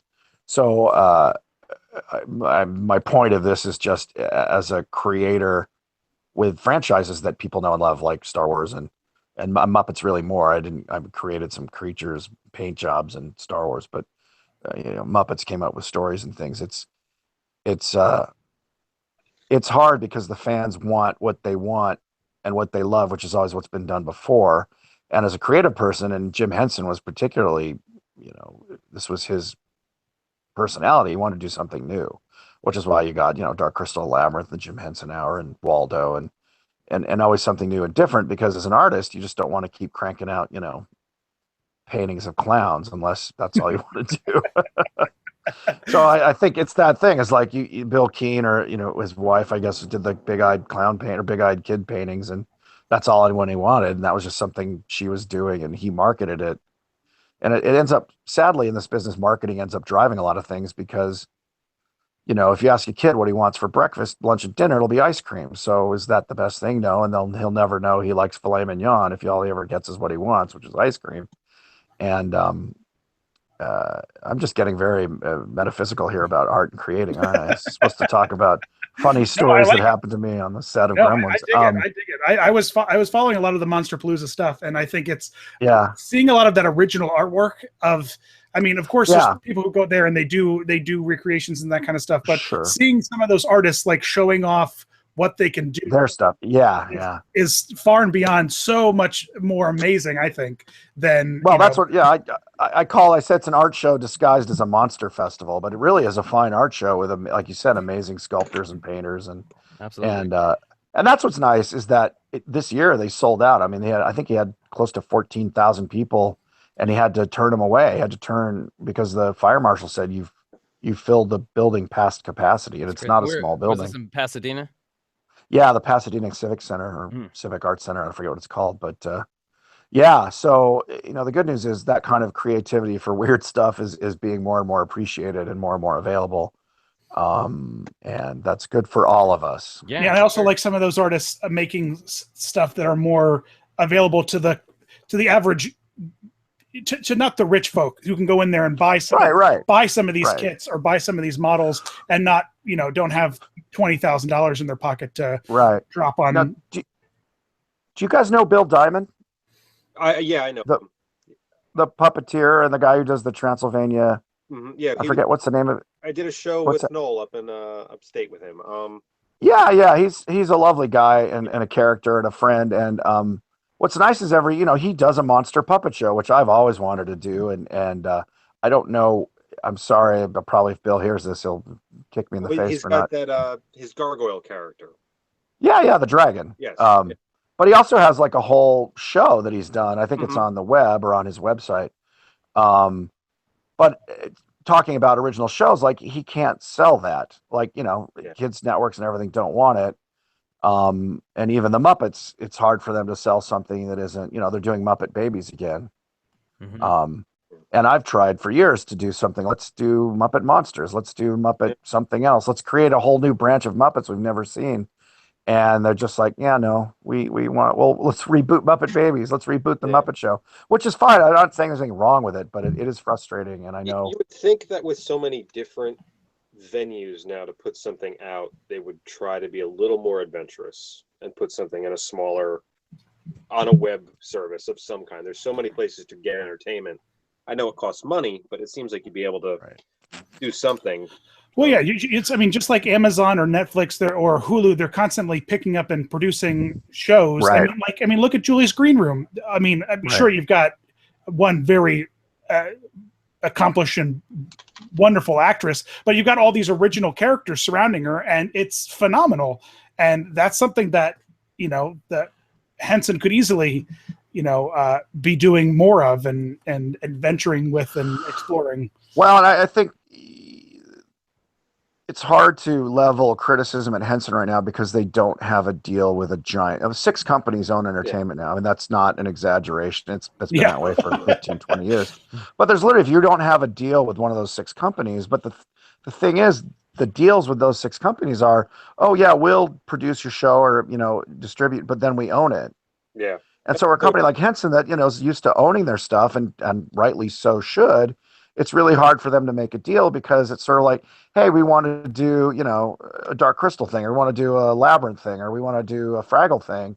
And if the company or the studio, whatever network want to do it with, usually they're like, great, well, we will now own that IP. And they're like, no, you can't. We own the IP. So it's tough for them. Like for me, if I came up with an original idea and went, I want to do, Floppity the Bunny Goes to Mars, they go, great, we'll give you.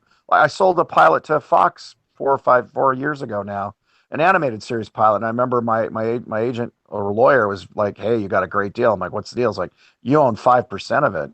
And I was like, that's a good deal. He's like, that's a great deal. And then the fine print was, yes, but if they bring in a showrunner or, a co-producer, co-executive producer, I would only get 3%. He's like, that's still a really good deal. So, if that's the kind of thing they're offering the Henson Company, I'm sure it's maybe better, but I know it's not. They wouldn't own 51% of it. Yeah. That's a really great point that you don't think about. Well, and that's it. People don't think about, like, why aren't they doing more? How come they're not doing, Dark Crystal or Labyrinth or any Fraggle Rock, whatever? And usually it's either because there's other rights holders who would get a chunk of it, or even if they do own the IP, they have to either, kind of do this labyrinthian negotiations to make sure they don't basically sell the baby with the bathwater, where they go, yeah, we got to make a show or a, series, but now we don't own the thing that, we co-own it maybe, but not a controlling interest. And that's really hard. So, because I was frustrated for a long time, how come Henson's, even after they sold the Muppets, why aren't they doing more? And trust me, they're trying. I worked on a thing with them just recently, which I can't talk about because it hasn't gone anywhere yet. But it's for YouTube, and it's fun, and it's they're definitely out there. It's just it's harder and harder to make those deals now because of these 6 companies that own pretty much everything you see and hear. Yeah, that's a great point. Oh well, what are you gonna do? At least you're behind the scenes toiling away, bringing the Muppets live on stage. Yeah, no, it's great. I mean, I'm not complaining at all. I'm saying it's when people are like, how come, people aren't doing more? And I think that's what's happened is the democratization of entertainment, or as I think Joel Hodgson said it, signal to noise. There's so much on YouTube now. I mean, even if you're looking for, I want to see a monster puppet show, there might be 17 at any one time. And to sit there and watch through all of them to see which one's good and which one's bad, or if you want to make your own, and because of the circles, we all swim in, we know people who make great entertainment with puppets on and put it up on YouTube. The thing is, how do you get to an audience? How do you find your audience without spending hundreds of thousands or millions of dollars on advertising that you don't have? You mean you do have to have democratization of entertainment? You got to have good content. I mean, like the Glove and Boots guys basically did that before even YouTube was a thing. YouTube didn't exist when they started. They were putting up videos that were, what are the Apple MP4s? Yeah. They eventually got noticed by Bento Box, who kind of support them and produce them and keep doing stuff with them. So, yeah, and that's what's great, because there are guys like the people you were talking about, the Monkey Boys. They do stuff, and again, and Bill Diamond, all these people who make great, fun, entertaining things to watch. Yep. So the audience has to do a little more work if you want to find that stuff, which, searching on YouTube isn't difficult. But then then the other thing is like, great. Now it's like doing, carving tikis in your backyard on the weekend to sell at craft fairs. It's great. You make great stuff, but can you make a living at it? The stuff just time consuming and materials and just labor and a set and cameras and editing all cost a lot of time and money. Basement, no, you cannot really make a living at this. yeah, exactly. Like everyone's like, oh God, you should do a podcast or a YouTube channel, and I would love to, but I'm usually too busy either working or trying to find work to go, hey, I'm here's the weekly report, I'm looking for work. Yeah, or here's a crazy idea. It's fun to do these podcasts with you guys, and there's like 2 or 3 others I've done. I do like 4 a year now. But yeah, sadly, most of the time I'm talking about stuff I've done in the last 30 years, not what I'm doing this year.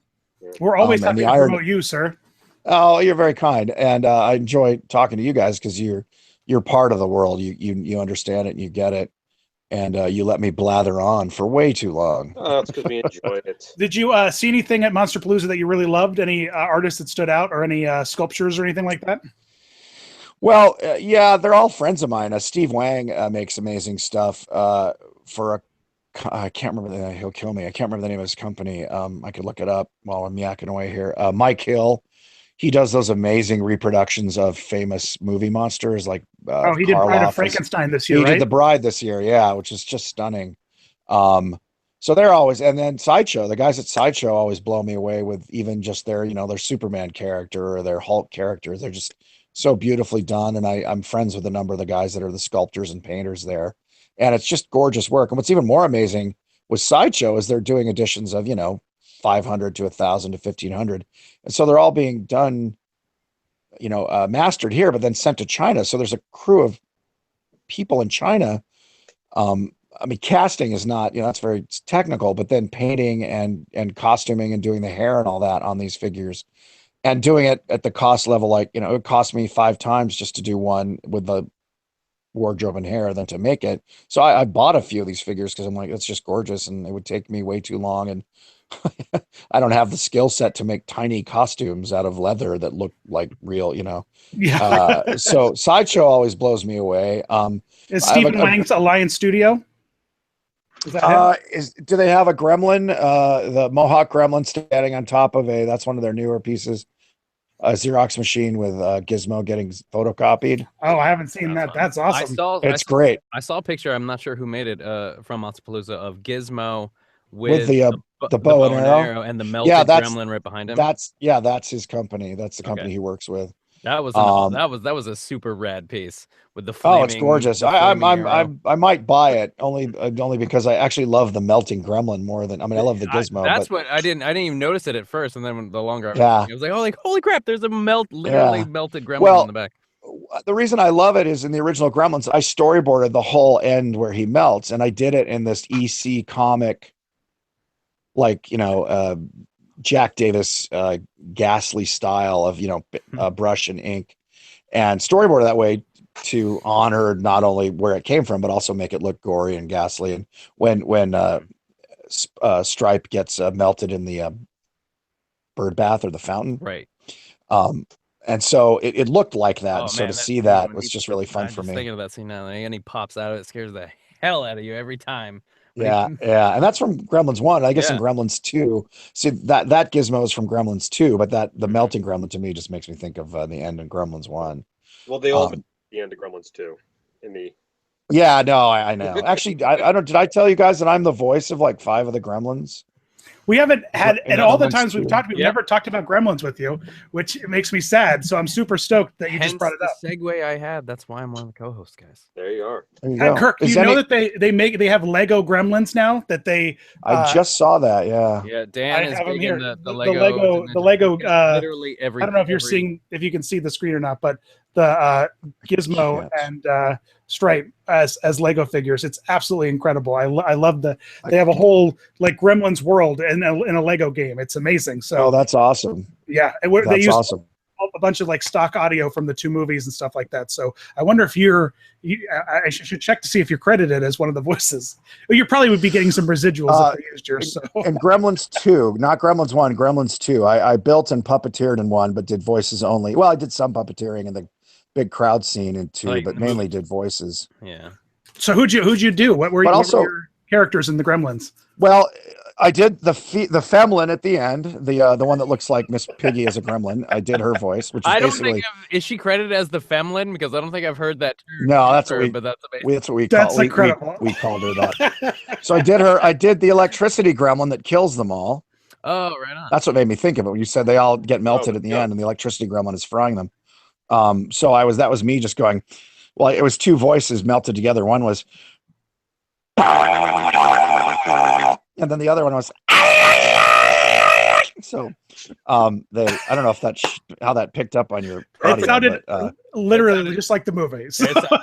Yeah, well, that was me for like, and the one take was like of the electricity gremlin bouncing around was like almost a minute, and I think I popped a vein in my eye doing that take. But then I did a lot of the George. There was George and Lenny. Mm-hmm.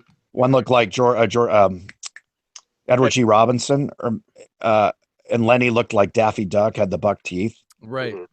Mark Dodson did Lenny, or Daffy. Sorry, Daffy. I think they were called maybe George or Daffy. Anyway, Mark did Daffy. Daffy was the insane one with the googly eyes. Yeah, with the googly eyes and the buck teeth. Yep. Kind of like a Mortimer Snurd. I did the one that looked like Edward G. Robinson. I was like, so I did that. And then we all did a bunch of generic, like, that kind of stuff for But we did it for 2 weeks. We did it in 4 languages, English being the first one, but then we did it in Spanish, French, and German, I believe. I don't think we did it in Japanese. Yeah, so you it got was to do the dubs for all of the different languages. all the languages. Yeah, because Gremlins in that movie spoke a little more. So what you're saying is, long before Vin Diesel said "I am Groot" in 30 different languages and got all the credit and praise, Kirk Thatcher and co. was busting their ass, speaking Gremlin talk in 4 different languages. 4 different languages, blowing out our vocal cords because, there's 2 lines I remember. One was going up and going down in German, because going up is probably blow it and say it backwards, but one is, I think going up is aufwärts and going down is albwärts. So it's Alf and Albwärts, like upwards, downwards. Mm-hmm. So, but in Gremlin, it was like Albwärts. It was going up was Albwärts because it was a high voice, and going down was Albwärts. So I did that in German, and I said it. I'd also. So what was funny was they gave us the same voice or the same lines, but in the different. So if I did that in the English version, I did it in the German version, in the Spanish version, and the French version. So that was a lot of fun. In 2 weeks, literally, my vocal, I was probably talking like this by the end of it, because just doing Gremlins are very screechy, and we would do a high pass. We would do a high Gremlin and a low Gremlin. So a lot of them are like, and then there's that. So it all makes it. They all sound like Tasmanian devils, but yeah, they had a lot of words, especially in the second one, because they were getting smarter. So that was a. And then did fun you gig when you were the Femlin, at the end where she's all making out with Robert Picardo? Yes. Did you have? That was me doing basically Miss Kissy voices and all. Yeah, that was me basically doing Miss Piggy. I was just like, to do a Gremlin being female, so I was like, just screaming, kissing, and clenching your buttocks. Oh my goodness, this is incredible.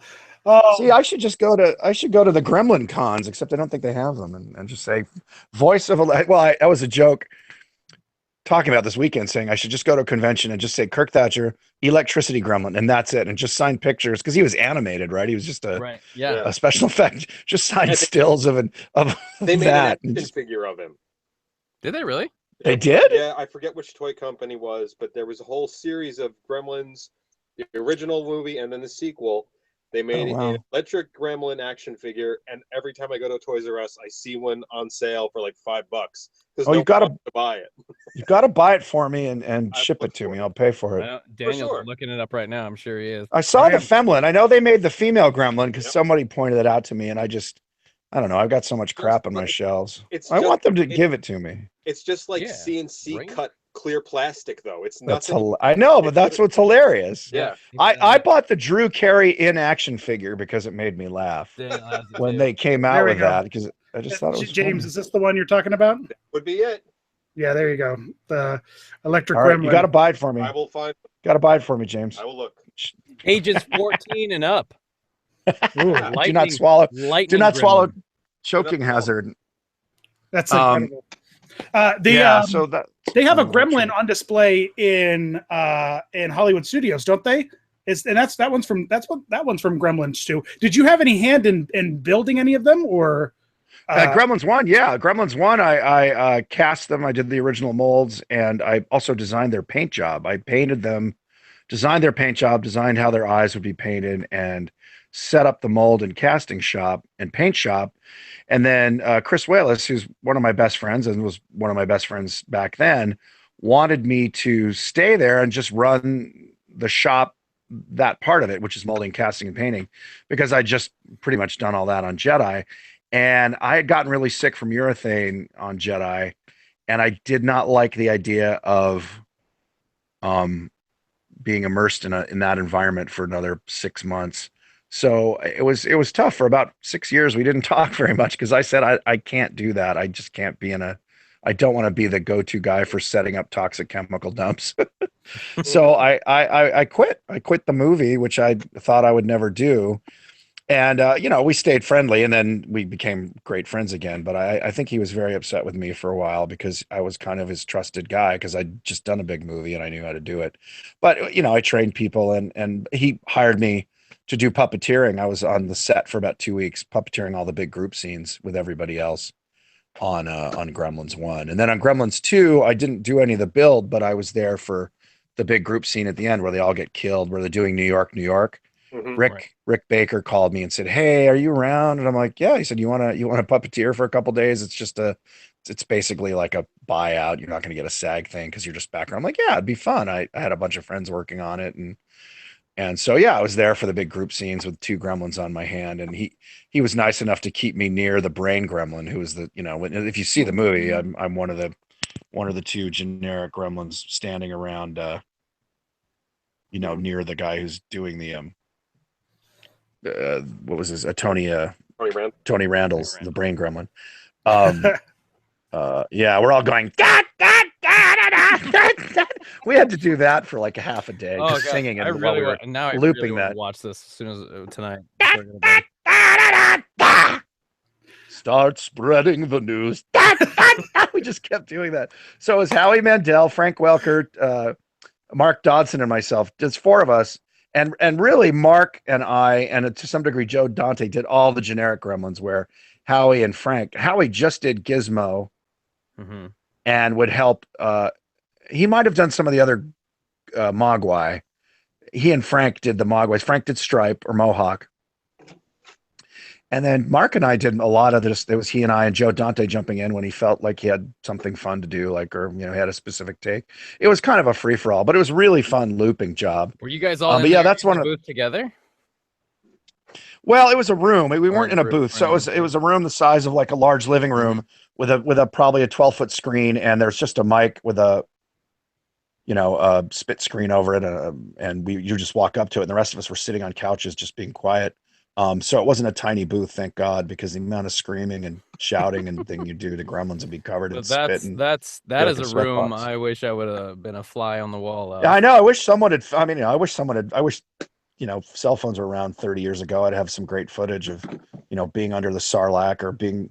I was stuck between. I love saying this. I was stuck between Phoebe Cates's legs for 2 days with the gremlins on each hand. When she's behind the bar in Gremlins 1 trying to serve them, I'm 2 of the gremlins that are either right behind her or right in front of her. And she was I saw her years later, like 5 years ago in New York, and she happened to be sitting behind me. And my girlfriend, who was sitting across from me, saw her because she was could see her and was like, "I think that's Phoebe Cates." And so I turned and I'm like, "Oh my God." So I just said, "Hey, Phoebe, we worked together on Gremlins." She was so sweet and pretended to remember me, but was very lovely. And we talked about it. I said, if you would have turned around and started making Gremlins noises. Yeah, I said I was the guy who was crouched down in front of you in the bar scene for those couple days, and we laughed, and she was lovely. But the weird jobs you get and that sound exciting, and sort of at the moment it's just like, okay, Kirk, you go there, because they knew I had an affinity for puppeteering. I would never say I'm a puppeteer, but a lot of effects puppeteering is pulling a cable or moving an eyeball with a remote control unit. But I actually had, I'd played around with puppets when I was a kid, and I kind of liked the Muppets, so I wasn't just, and the Gremlins. It was funny. We didn't want them to be Muppety, but it's really hard to do an animated performance, especially walking or running. It's going to look Muppety because that's the Muppets did it first, and if you have them not bounce around, they look like they're on skateboards. But speaking of Gremlins and puppets, I wanted to bring this up. You asked me if there's something I want to mention.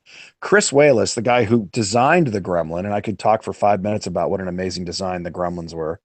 Chris Wallace designed it and did Gremlins and did The Fly with David Cronenberg and won an Oscar for his makeup on that, and then directed The Fly 2 and did Enemy Mine, and was an amazing artist and creator. He's got a Kickstarter out right now, which is a puppet horror film. Awesome. So everything that we've been talking about, and I've been distracted by talking about the shit I've done, but I mean the stuff I've done. Sorry, fix that in editing. But Carl got me all flustered. I still can't believe that guy was here pretending to be me, and you guys bought it anyway. Chris has this movie. Go on Kickstarter and just search for The Inheritance. What you inherit, The Inheritance. He's only trying to raise, I think, like $38,000, and I don't know where he is today, but he's not. I think he's a third there, maybe not even. But if you love puppets and you loved Gremlins and you want to show some love to the guy who deserves probably a lot more love than he's getting right now, because he's he's making a puppet horror movie, and it's never going to be, I don't think a theatrical release. It's more of something you'd see on YouTube or get the DVD of, and maybe they show it in festivals. But it's a really fun thing he's doing with his oldest daughter, Xena, and he's doing it up in Portland, and it's really fun. It's got kind of a gothic, if you like Hammer horror films, which I wouldn't say were campy, and maybe they look campy now because of time, but it's got that sort of multicolored lighting and very dramatic, but it's kind of funny, or fun I should say, because it's puppets doing, it's not animals, it's not Muppets, it's people, but they're very stylized, and there's great creatures in it, and it's like a Lovecraft horror movie. The but tagline done all with says, puppets. "The inheritance, hell comes from above." Exactly. It's in the blood. It's in the blood, exactly. So it's very H.P. Lovecraft, very gothic horror, Hammer film. But if you love puppets and horror movies, show him some love, and tell him I sent you, so he knows that I helped promote it, because I told him I would. I would love to work on it. I mean, if he gets the money, he's going to shoot it over probably the next 6 months. But yeah, if you guys should interview him. He's had digital cochlear implants. He went basically deaf in one ear 100%, and then his other ear was about 80-90%. And I guess what they say is once you go over 90% deaf, they can give you a cochlear ear implant, because you could never, in other words, they can't screw it up. You're basically going to be deaf. So if you hear anything, it's better than that. So he now has 2 digital ear implants. So it's been really hard for him to take phone calls or even have conversations with more than about 2 people for about the last 4 years. Wow. So it's been really hard. He hasn't gone to like Monster Palooza, because not everyone, but a lot of people know I'm friends with him. I think Rick Baker's now, because he and Rick are dear friends, is like angry that he doesn't come down, but he has the perfect excuse. Is like his hearing's been so shot. But he would be a great guy to interview, because created Gremlins, and he loves puppets, and he's done so many movies. He did some stuff for Raiders of the Lost Ark too. He did the 3 heads. He did the head puppet for Dragon Slayer. Nice. Yeah, I mean, he's just an amazing talent. He's so creative. He and I sit down and have lunch, and we come up with 3 story like movie ideas. And just a lovely guy with an amazing voice for radio. He's got this very deep, sonorous voice, and has been beset by this hearing issue, which has hopefully been remediated now. He just got the new implant, I think, in January. So his hearing's coming back. So when it's back enough that he can talk over Skype, he would be a great guest for you guys. But in the meantime, if anyone's listening and has a few bucks that they would love to see be a part of that, please send him some cash and some love, and mention my name, so he knows that I I'm looking did at the promote it. Kickstarter right now. It looks super cool. What's it at? What's the number so at? The goal is $35,000. Right. And Okay. he opened the Kickstarter on April 1st. 2 weeks ago. So right now he's got 6,000. Yeah, he's flagging. We gotta gather the troops. Get that link out there for all of us. Yeah, I'm gonna post on my Facebook page a nice long kind of tribute to how amazing he is and how fun this will be. Because 35 grand isn't a lot. He's not, like most artists, he's not great at selling himself. He's more great at making art, and I think that's a frustration for everyone in our industry, is like, if you're really good at what you do, you're not really good at selling it, because you go, well, I let the work speak for itself. Right. But and then we all know somebody, and I'm not alluding to anyone in particular, but we all know people who are great at selling themselves, who maybe aren't as talented, but they're really great at selling themselves, and they seem to get a lot more work, or a lot more jobs, or a lot more attention, because that's what they're focusing on, is getting that, not necessarily making the best work. And it's fine. I mean, there's room for McDonald's and 4-star Michelin restaurants, but McDonald's is much better at promoting it. And it's not, and again, not saying that there are people who are good at promoting that don't deserve all the money they get, but it's harder. And I think Chris, again, like most of my friends who are really talented artists, are really talented artists. They're not talented salesmen. And I think he was even reticent to, because I was telling him he has an original Gremlin hardcast that we did in resin. So he's got an original Gremlin with all the original detailing, and it's been painted up. And I said, you should just sell 5 castings for 20 grand each, and you'll pay for your movie and, and buy a new car. And he just didn't want to do that. He's like, nah, I don't want to promote that. I want to sell it on the merits of the project. I'm like, all right, but maybe make that, I don't know. I'm not great at it either. I just have great ideas for other people. I can't sell my own things. But yeah, so if I don't know. Hey, by the way, you guys said this was live. Has anyone asked any questions? Are we forgetting that part of the show? During the show, I've belayed most of the questions to you already. So great. I kind of work them into the combo more or less. You're good. So nobody wanted to ask if I was single or how I stay so sexy. Nobody wanted to know that. Well, listen, no video, so no one knows just how sexy you are. For all they know, we could very well be talking to either Jeff Bridges or. That's right. Oh man, this podcast will not last, man. Come on. Go ahead and be friends with Kirk on Facebook and try to post a picture of Jeff Bridges and not have Facebook think it's Kirk in the photo. Well, you know what's happening, man. It's the new. Here's what's crazy. I'm doing Jeff Bridges from Lebowski, but now Jeff Bridges talks like this. Jeff Bridges talks like he's got peanut butter consistently stuck on the roof of his mouth. Did you see True Grit? His True Grit, when he plays Rooster Cogburn, and he sort of did that kind of an old cowhand sort of Western thing, and he never dropped it. And I thought maybe he had a stroke or something. And I don't mean that in a funny way. His voice has now changed to being, or maybe he had surgery on his throat. I don't know, but he used to be just kind of more nasal, man. Especially the dude, which I've always been compared to. I was the dude. I've got pictures of me on the Jabba's deck barge, manning the deck guns at 19, 20 years old, where I had long hair and the goatee. So I've been the dude since 1981. I'm the original dude, man. The Coen brothers stole it from me, man. When you were at Monsterpalooza, did you see the phenomenal Quint sculpture? Yes. Oh, okay. My buddy. So that's part of Monster. I'm promoting Monsterpalooza now, but I would. It's an amazing show. If you're ever in the LA area, it's usually twice a year, in the spring and in the fall near Halloween. So it's the last Monsterpalooza question I'll ask you, but I just saw photos of no, not at all. I think that's my buddy Nick Mara. Nick Mara. Yeah, he and his wife are very good friends. He's an amazingly lovely guy. He has no ego at all. He's so shy about how amazingly talented he is, much like Mike Hill. These guys, again, so good at their work. And yeah, I've got a great story about that piece in particular. So yeah, he did Quint. He did Robert Shaw's Quint from Jaws.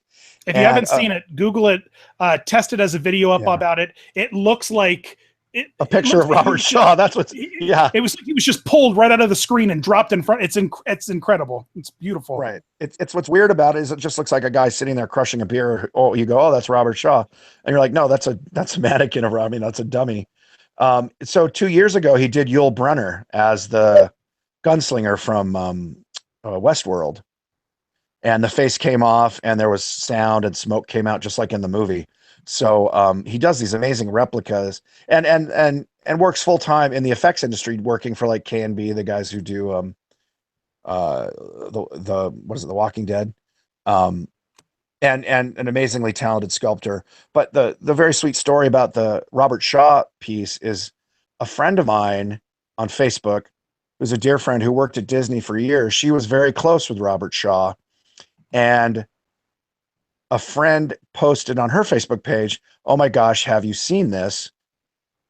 And she said, and she responded like, "Oh my gosh, that's amazing. I got goosebumps." And I wrote her privately and said, "Hey, I know the guy who did that. He's a good friend of mine. If you want to see it." And she wrote me back. She said, I it's too much for me. It's so much like him. It's so real that I think I would lose it.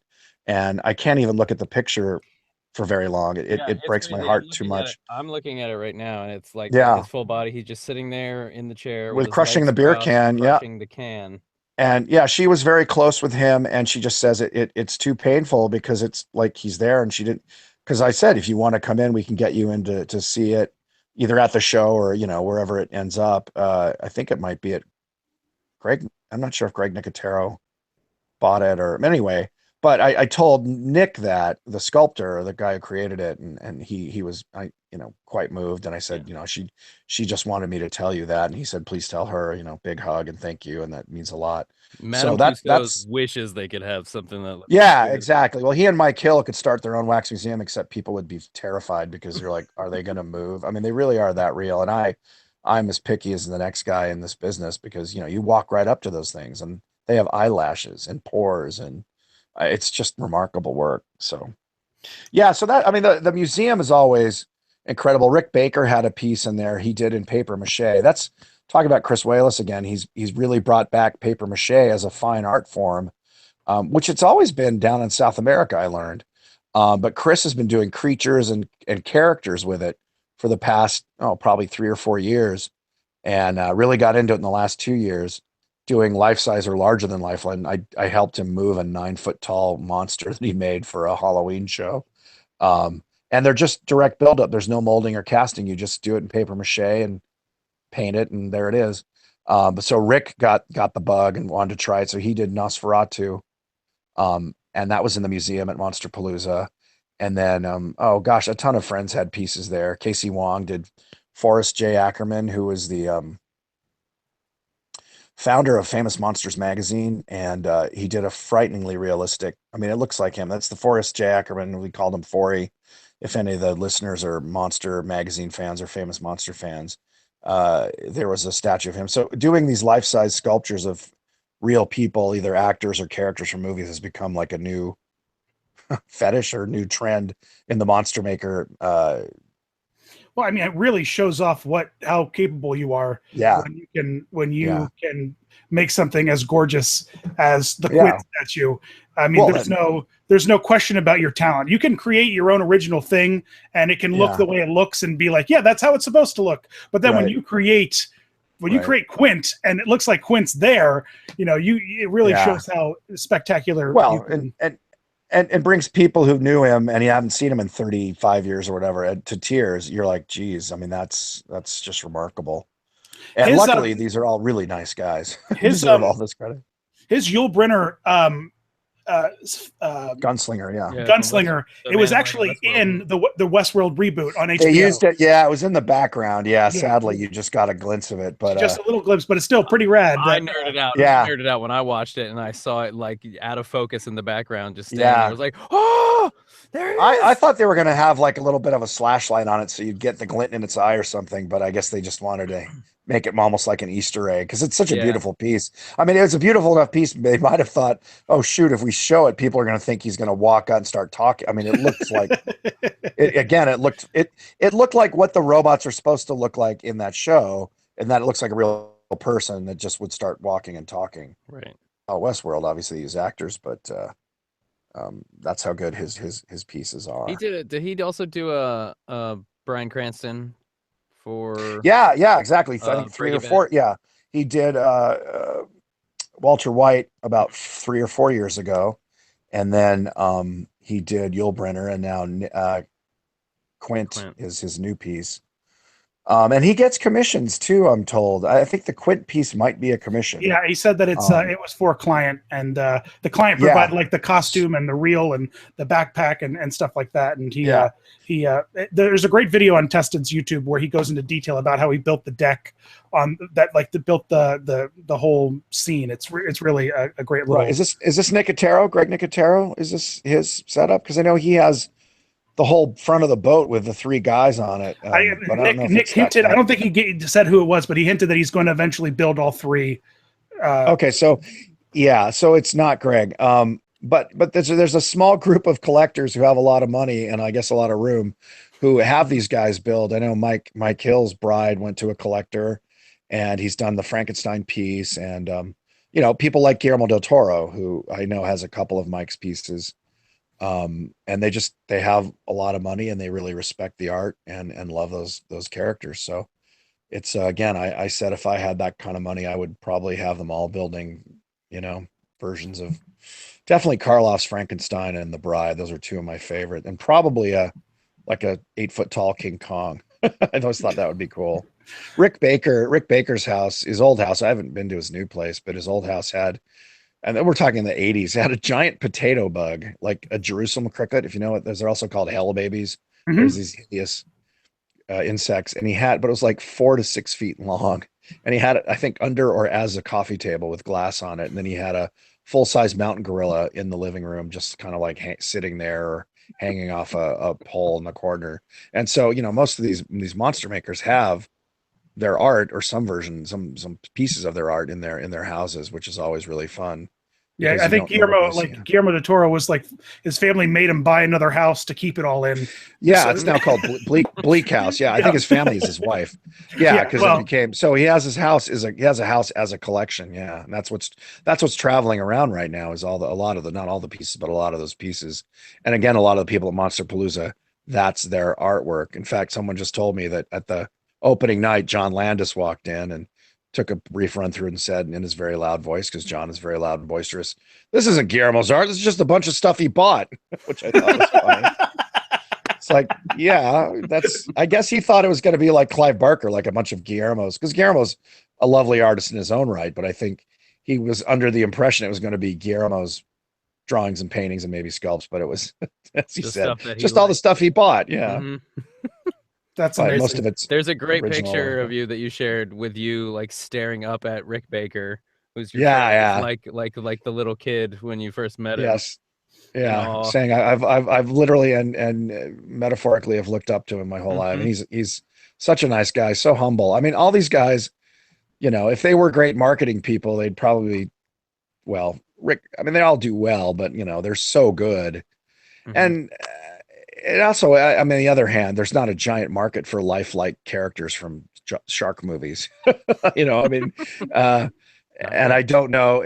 What's interesting is, like, if he went to presidents and said, "Would you like like an absolutely perfect likeness of you as, when you were the president and sitting in your living room?" Most people are like, "No, that'd be creepy." I mean, it goes to Madame Tussauds or maybe Disneyland, the Hall of Presidents. Presidents, right?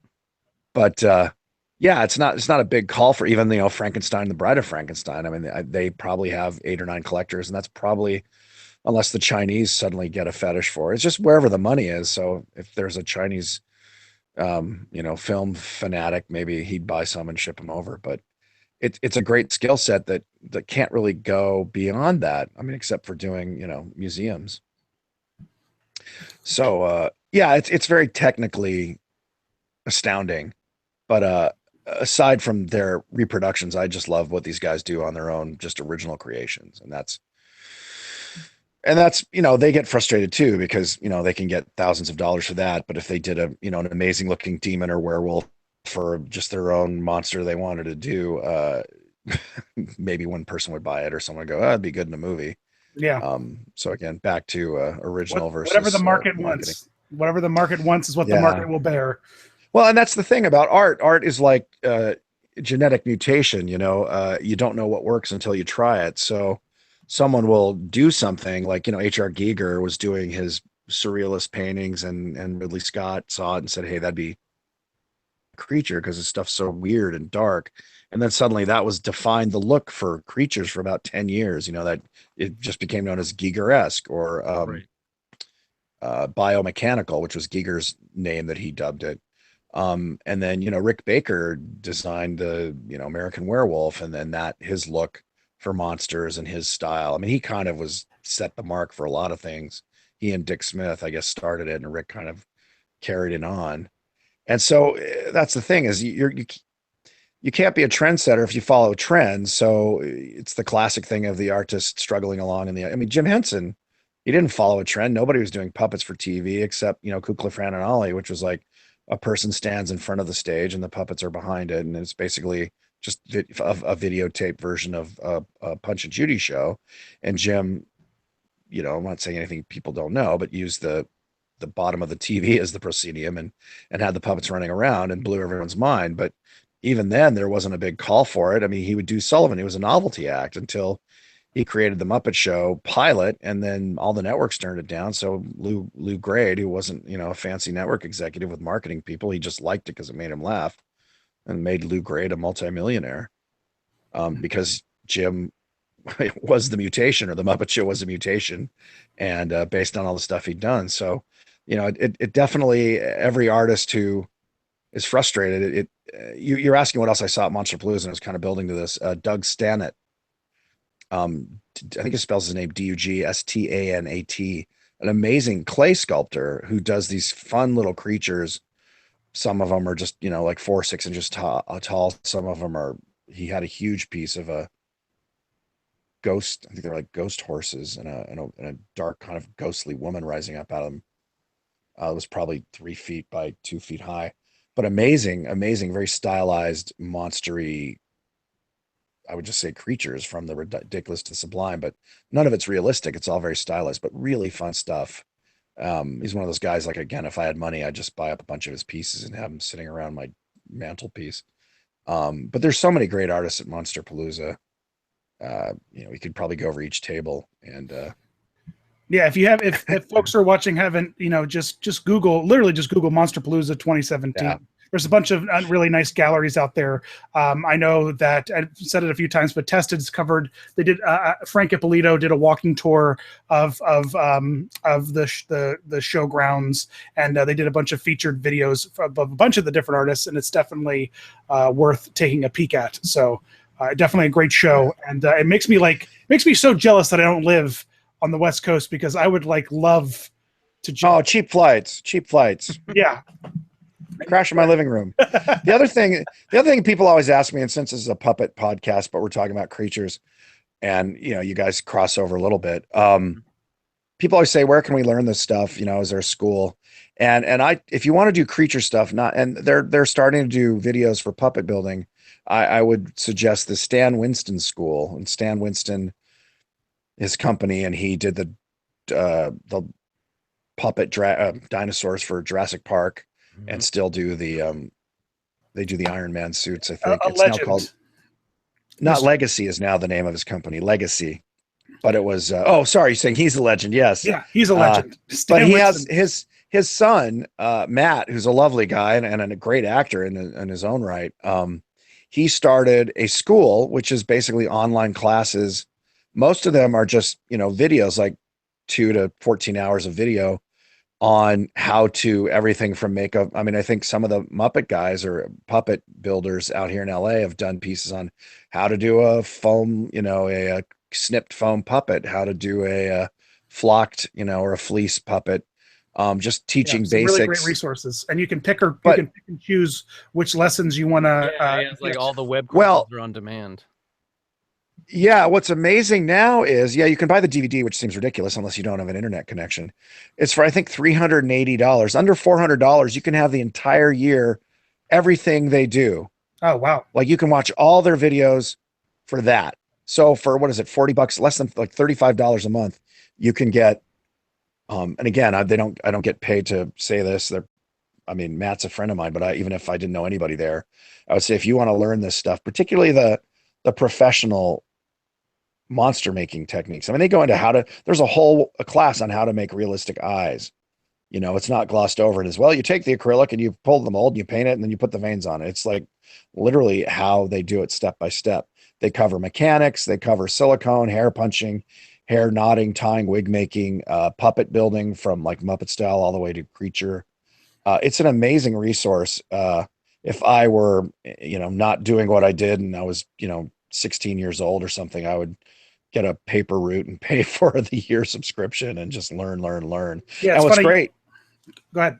I was just going to say is each class then at the end of it, or part of the website, shows you who the vendors are that sell the materials and resources so you don't have to go find it. It's like, here they are. In fact, if you contact these vendors and say, I'm doing the eyeball making class, they'll and you pay the $60, they'll send you the kit. Awesome. Or what they sell. Yeah, it's great. Just today I was watching a documentary about the making of Aliens, and a large portion of it was about how Stan Winston just locked himself up in his studio and just brainstormed for months about the Queen. How to make the Queen work, and then it went into detail. They had like footage of the prototype, like it was just garbage bags and Right. PVC pipe that they proof of concept for With bungee cord, yeah. and attached to a crane, and then how it translates. Just absolutely incredible. I mean, just go and like the Stan Winston School on Facebook and follow them because I feel like every other day it's another gorgeous thing that they share. Yeah. They're like, hey, remember nostalgia? Bam, and they punch you in the face with some really great stuff. So it's a really wonderful group. And if you just like watching videos, they're not so much how-tos, but just sort of look at the amazing stuff these guys do. ADI, the initials A, the letter D as in Donald, and I. It stands for Amalgamated Dynamics Incorporated. Alec Gillis and Tom Woodruff, they do amazing stuff. They did the stuff for Alien 3 and Alien 4, the one with Fincher and the French director. I forget his name. And they did, and they worked for Stan's. They started Stan's, started their own shop. But they have great videos on YouTube just showing, like Goro. They did Goro for Mortal Kombat, and this is an amazing suit. And just watching that for its like 5-minute clip of the face moving and then building it. And again, it's not so much a how-to, but if you just, it's creature effects porn, you know, just watching the how-to stuff, which is sometimes more entertaining and exciting than what you see in the movie because of editing and you know, dialogue. And they did some stuff for like Tremors. Yeah, they did Tremors. That was their movie. They designed and created those things. Oh, and the cool effects for Death Becomes Her. Yeah, and Jumanji. They did Jumanji the first. Well, I guess there's still only been one. I know they're rebooting Jumanji, but it's a video game now, from what I heard. It's a video game that comes to life in the reboot. Okay. So really, it's not real, is what we're trying to say here.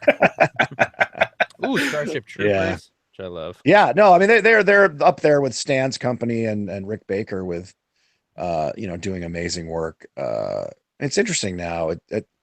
We're talking about this again. Some of us who've been in it long enough, we're saying, is it coming back? You know, everyone was worried like CG was going to kill it, but I think people appreciate the art of it. I don't know if, we're going to see giant alien queens being built out of rubber. Well, we were talking to you last time we really had you on was before the new Star Wars, before Force Awakens came out, but there was all the telltale of it being, it's going to feel like Star Wars. There's going to be lots of practical effects on it. And so how exciting we are. And it was. And I think it was that reception post. And it's the reason why that Star Wars is going to look so nice in 20 years versus the prequel trilogy. Because it's not all green screen, and you watch it and you're like, there are cartoons out now that look better than some of this.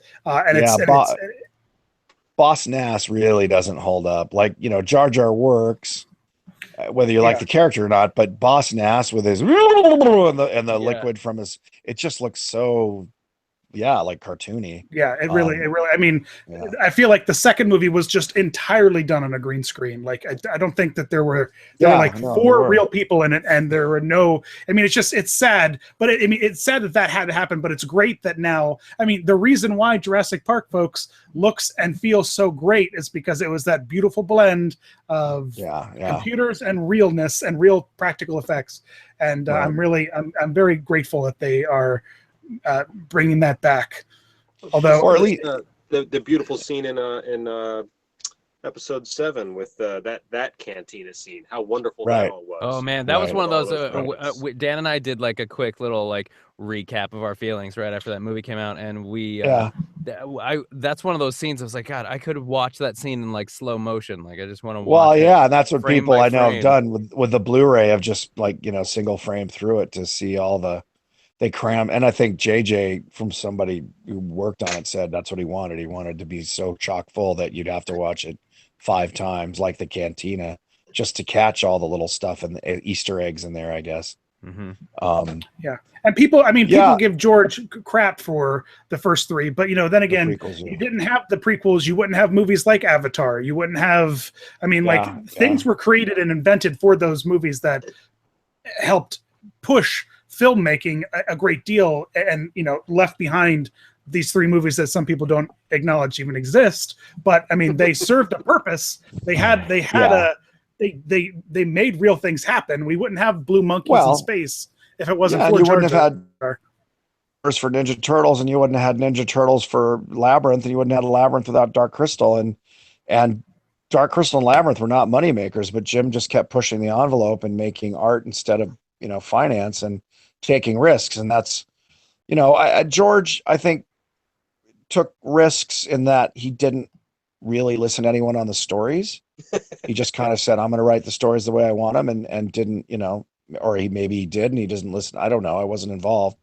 But I think he did push ILM to, you're going to, I remember him saying it when I was there in the 80s, saying someday you're going to have a digital backlot.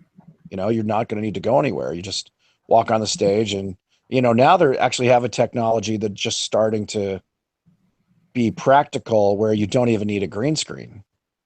You just need to have your actors like 10 feet away from anything, from a wall, and it will read, because it's got smarter lenses that actually use the computer to interpolate so they can tell where the actor is, I guess, down to the hairs.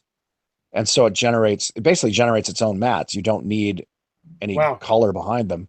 So you could actually just go. It's going to be great for things like Green Kermit and everybody else. Well, or it's going to be great as if you want to shoot people at a beach scene, but you want it to be on, a Star Wars beach. Yeah. You just go to the beach, you get the right lighting and the wind and everything. You just don't have, you can then just replace that. Whatever the environment is, what the weather is, you can go shoot it either on a stage or in outdoors with real sunlight. And, it's, I forget the name of it. It's this camera called Lightsys, I think. LIGHTSYS, something like that, or Light Sense. And it's some hardware guys working with camera guys, and they've invented this camera system that gets way more data than just what it, I guess you'd say it interpolates the data as opposed to just exposing pixels. It takes that data and extrapolates distance and depth. And you can actually shoot sort of raw, how you shoot raw color space now. People listening might not know, but you don't have to pick a gamma or a chroma. You can just shoot raw, which means it's taking all the information in, and you can control the look of it later in post, which you didn't used to be able to do. In fact, usually you had to pick a film stock and say, we want this look, or we know with this film stock, with these chemical baths, we can change the look and literally the contrast and all this. Now with this system, you don't even need to pick a lens. You can shoot a scene and change the depth of field in post or on the fly. Wow. And you can zoom in. Obviously you can only get as wide as what you were shooting at its widest, but you can then zoom in and then control the depth of field afterwards. And then they're saying, and even to the point where you can just turn the background off, which is kind of insane, but sorry. I guess I got a text or something. That's incredible. I love the future, except for when the future's used to edit out arm rods in Muppet productions. It's the only time I. Oh, really? You don't like that? Nate and I are big arguers against editing out arm rods. Well, it's not even so much. Really? It's not even so much that I don't. Are you a proponent for arm rods being edited out? Well, okay. My answer is, if you're going to edit out some, you have to edit out all, or else they stand out. That's what I was going to say. That's usually what they do. Like in the movies and in the TV show, they're just like, yep, all arm rods are gone, and that's just part of the budget. It doesn't bother me that they're not there. I'm not a purist or like I need to see it. I think, if the puppeteering and the story are right, you don't care, which is probably the argument. It's just the initial adjustment period of it because of we're so used to it. Yeah, that's funny. Yeah, it never bothered me. I thought, oh, that's cool. Now they look more. I think it's cool, but I kind of like seeing those rods. I like knowing the weird things they've got to do to make the arms do what they've got.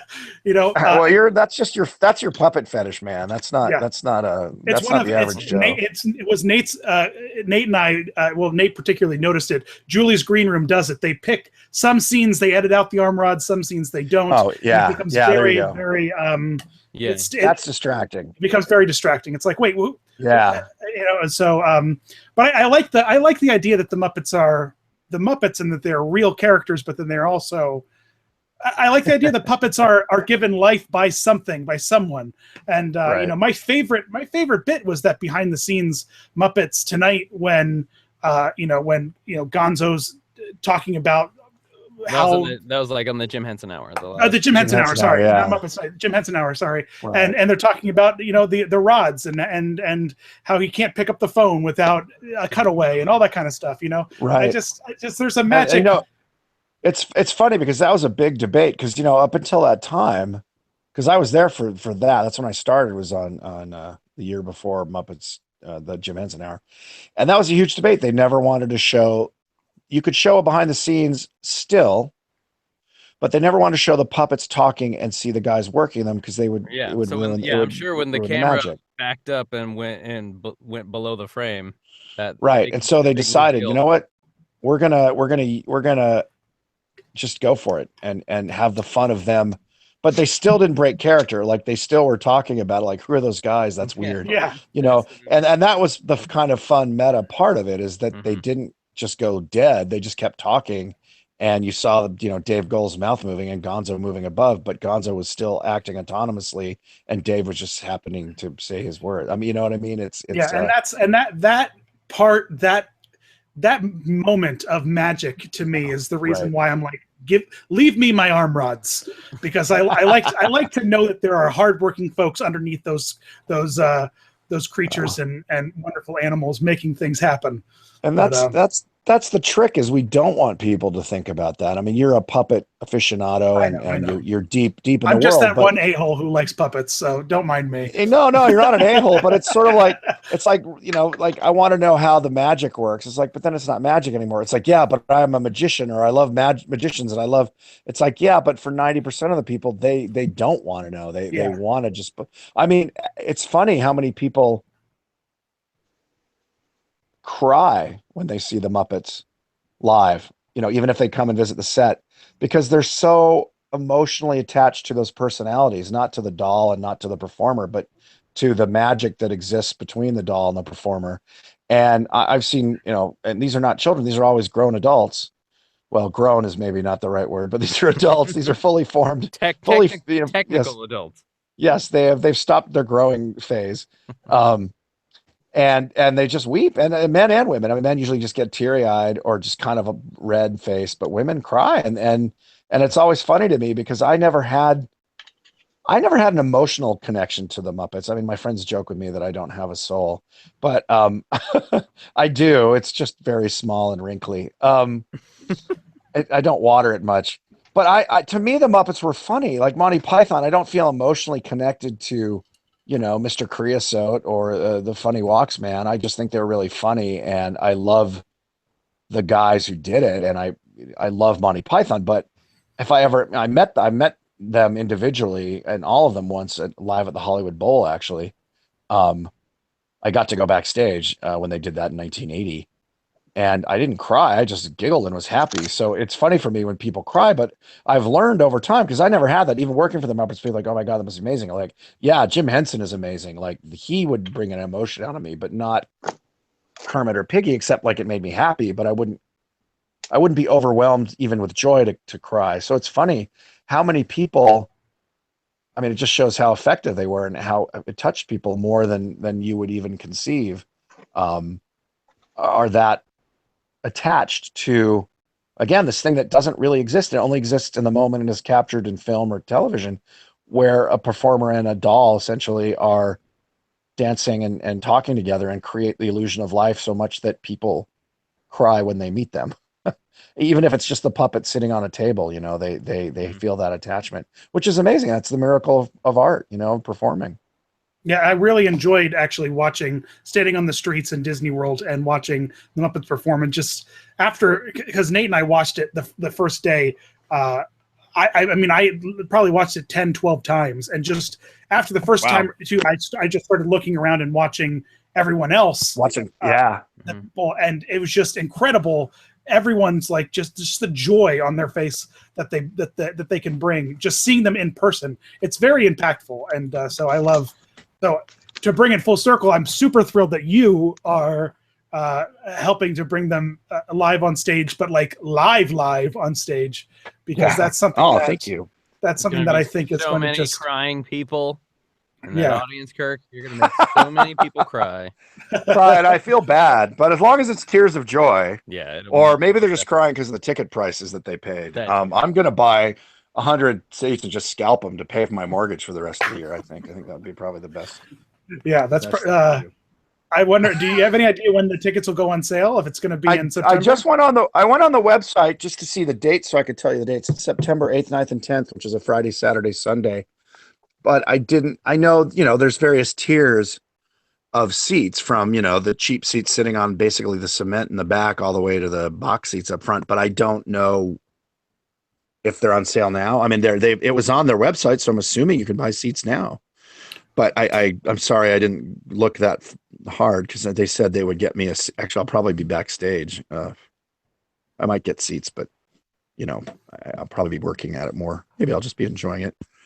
I think we're going to put some ringers in the audience so people know when to laugh. That's what I said. I said we need to put ringers in the audience so people know that the bit's still going, or you're not supposed to. Dan has quite the booming laugh and clap. Yeah. He'd be. I'll be there. I'll be there to ring for you if you need me to.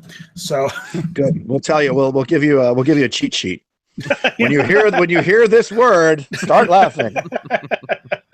Perfect. Well, I think that we've